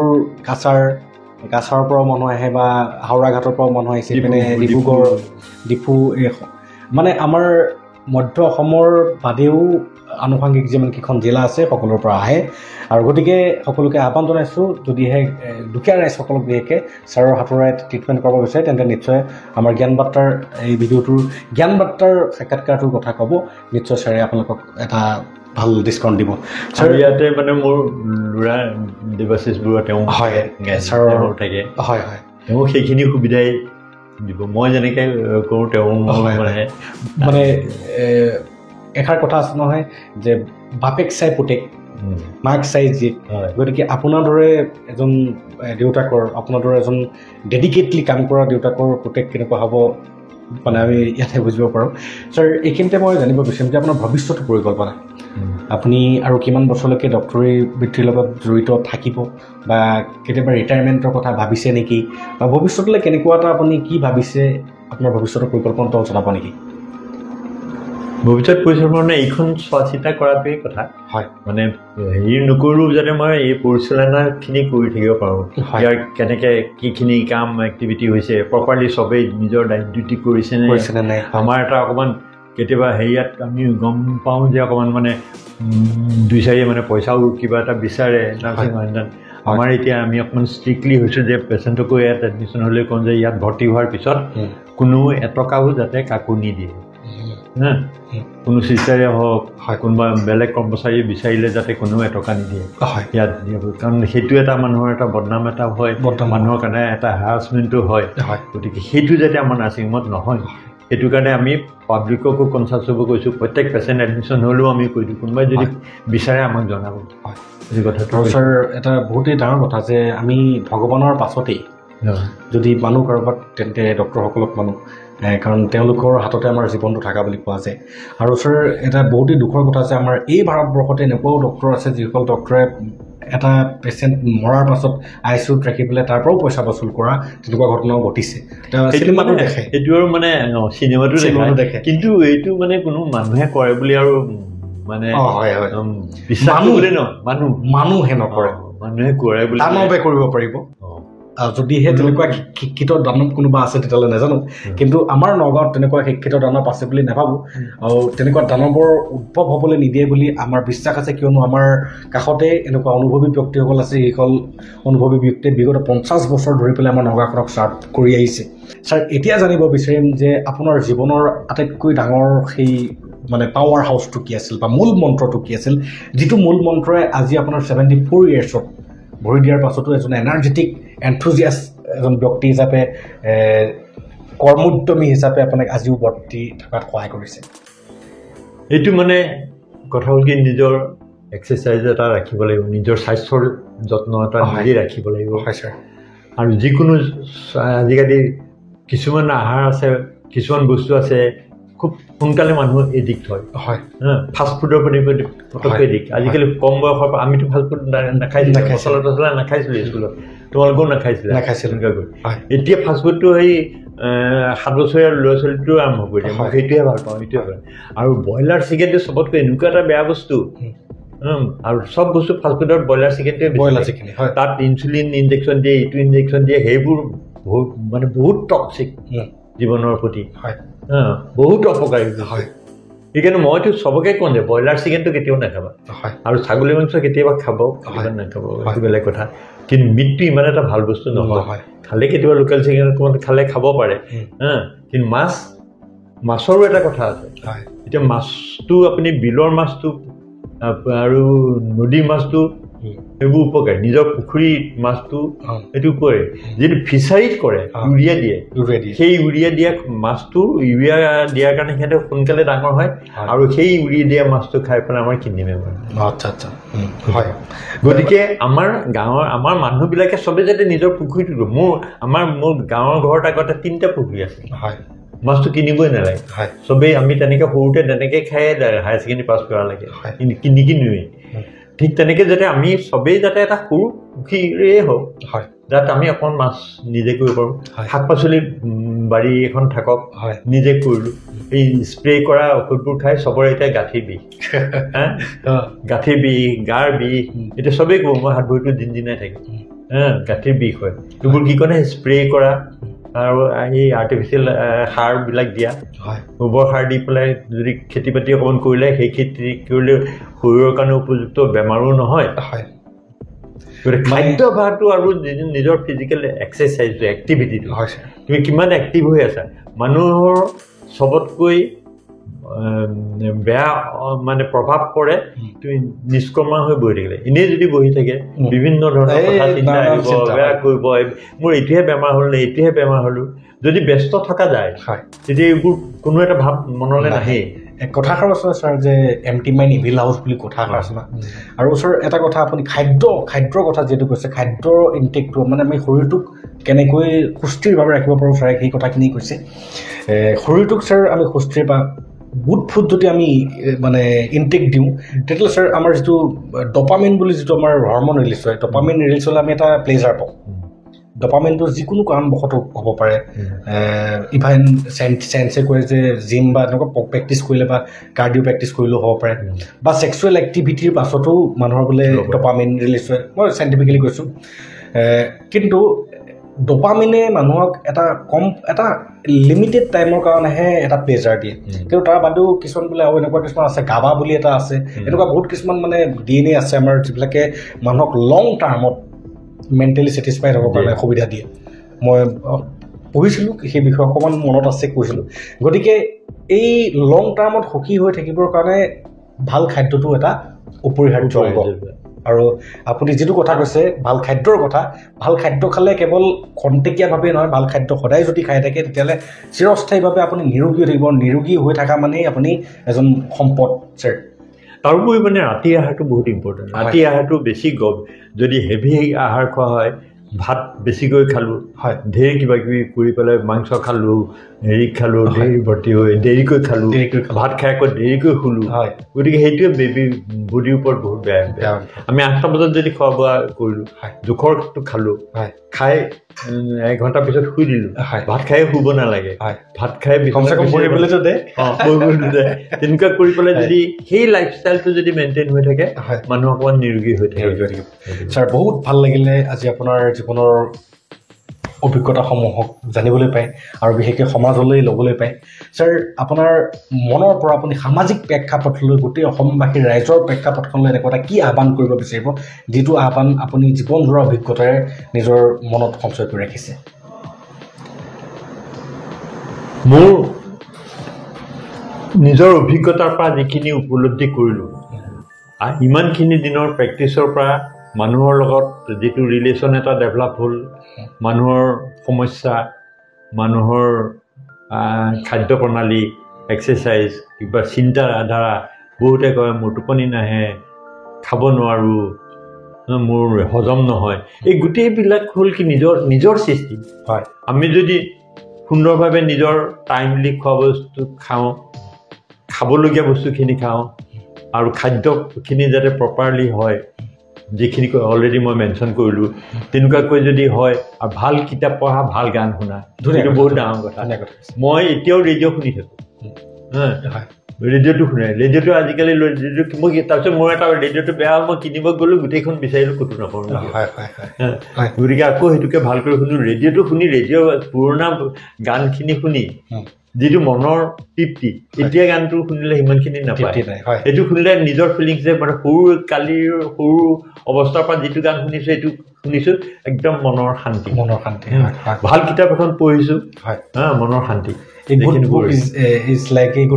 গুড ফ্ৰেণ্ড হয় গতিকে মই চবলৈকে ক'ব বিচাৰিছোঁ যাতে খাদ্য প্ৰণালীটো আমি ঠিকমতে খাওঁ ঠিকমতে শুওঁ ঠিকমতে চিন্তা কৰোঁ ঠিকমতে পঢ়া শুনা কৰোঁ আৰু সুন্দৰ এটা পৰিৱেশত থাকিব বিচাৰোঁ হাঁহি ফূৰ্তি ধেমালি কৰি চবৰ লগতে থাকোঁ কাৰো প্ৰতি বেয়া চিন্তা এটা কৰি কাকো আমি অনিষ্ট কৰিব নোৱাৰোঁ নিজৰহে অনিষ্ট হয় কাৰো অপকাৰ কৰিবলৈ চিন্তা কৰিব নালাগে সকলো আমাৰ বন্ধু আৰু আমি কেনেকৈ নিজৰ জাতিটোক জীয়াই ৰাখিব পাৰোঁ নিজৰ কৰ্মপ্ৰণালীৰ দ্বাৰা কেনেকৈ আমাৰ জাতিটো ধ্বংসৰ পৰা ৰক্ষা কৰিব পাৰোঁ সেইটোৱেই মোৰ সকলোৰে প্ৰতি এটা আহ্বান যাতে আমি আমাৰ নিজৰ ল'ৰা ছোৱালীৰ লগতে গোটেই সমাজখন শুদ্ধভাৱে ৰাখিব পাৰোঁ খুব সুন্দৰ ছাৰ মোৰ বহুত ভাল লাগিলে আজি আপোনাৰ গোটেই জীৱনৰ অনুভৱসমূহক সামান্য এটা প্ৰয়াসেৰে সামান্য এটি বা 2 ঘণ্টাৰ মাজত যিখিনি অনুভৱ আপুনি শ্বেয়াৰ কৰিলে বহুতেই ভাল লাগিছে আৰু আশা কৰোঁ এই অনুভৱসমূহে আমাৰ সমাজখনক নিশ্চয় এটা মূল্যবোধৰ শিক্ষা দিব তোমাক বহুত বহুত ধন্যবাদ তুমি ইমানখিনি সময় কটাই মোৰ লগত বোলা আজি মই মন্ত্ৰৰ পৰা তোমাক আশীৰ্বাদ দিছোঁ তোমাৰ উত্তৰ উন্নতিৰ কাৰণে আৰু তুমি যাতে এইটো চলাই থাকা এইটো কণ্টিনিউ কৰা কাৰণ মই আজি যিটো ফিল কৰিছোঁ যে সমাজৰ প্ৰতি মই এটা কিবা এটা অৰিহণা আগবঢ়াব পাৰিছোঁ তোমাৰ যোগেদি বহুত পজিটিভ এফেক্ট এইটো কথা হ'ল কি মোৰ অনুভৱখিনি মই যিখিনি দেখি আহিছোঁ আজিলৈকে মোৰ যিখিনি জ্ঞান আহৰণ হৈছে বিশেষকৈ সমাজখন উন্নতিৰ কাৰণে প্ৰত্যেকটো পৰিয়ালৰ উন্নতিৰ কাৰণে চবৰে যাতে ভাল হওক বেয়াৰ পথে যাতে কোনো নাযায় চবকে আমি কেনেকৈ আমাৰ দায়িত্ব আমাৰ পেৰেণ্টছসকলৰ মাক বাপেকসকলৰ দায়িত্ব ককায়েকহঁতৰ দায়িত্ব নিজৰ ভাই ভনীয়েকৰ ওপৰত এটা মৰম চেনেহৰ সৈতে এটা সংসাৰ সামাজিকভাৱে সুৰক্ষিত মানে এখন সমাজ কৰি ৰাখিব পাৰোঁ সকলোৰে নিজৰ উন্নতিৰ লগত গোটেই জাতিটোৰ যাতে উন্নতি কৰিব পাৰোঁ সেইটোকে মই জনাইছোঁ আপোনালোকক বহুত ধন্যবাদ ছাৰ বহুত ধন্যবাদ দৰ্শকৰে যিহেতু সময়ৰ এটা সীমা থাকে গতিকে আজিৰ বাবে ছাৰৰ জীৱনৰ এই অভিজ্ঞতাসমূহক ল'বলৈ চেষ্টা কৰিলোঁ আৰু মই আশাবাদী অন্য এটা দিনত ছাৰক নিৰ্দিষ্ট এটা বিষয়ত আমি এটা সাক্ষাৎকাৰ ল'বলৈ চেষ্টা কৰিম গাইন'কলজি বিষয়টোৰ ওপৰতে আমি এটা স্পেচিফিক বিষয় এনেকুৱাকৈ ল'ম যাতে সেই বিষয়টোত ছাৰৰ গোটেই 50 বছৰৰ অভিজ্ঞতাসমূহ বৰ্তমান আমাৰ নগাঁৱৰ যিসকল গাইন'কলজিষ্ট আছে তেওঁলোকৰ কাৰণে যাতে এটা মূল্যবোধৰ শিক্ষা হয় গতিকে আজিৰ বাবে যিহেতু সময়ৰ এটা সীমা থাকে সকলোৰে পৰা বিদায় লৈছোঁ ছাৰ ধন্যবাদ ধন্যবাদ আপোনালোকৰ নমস্কাৰ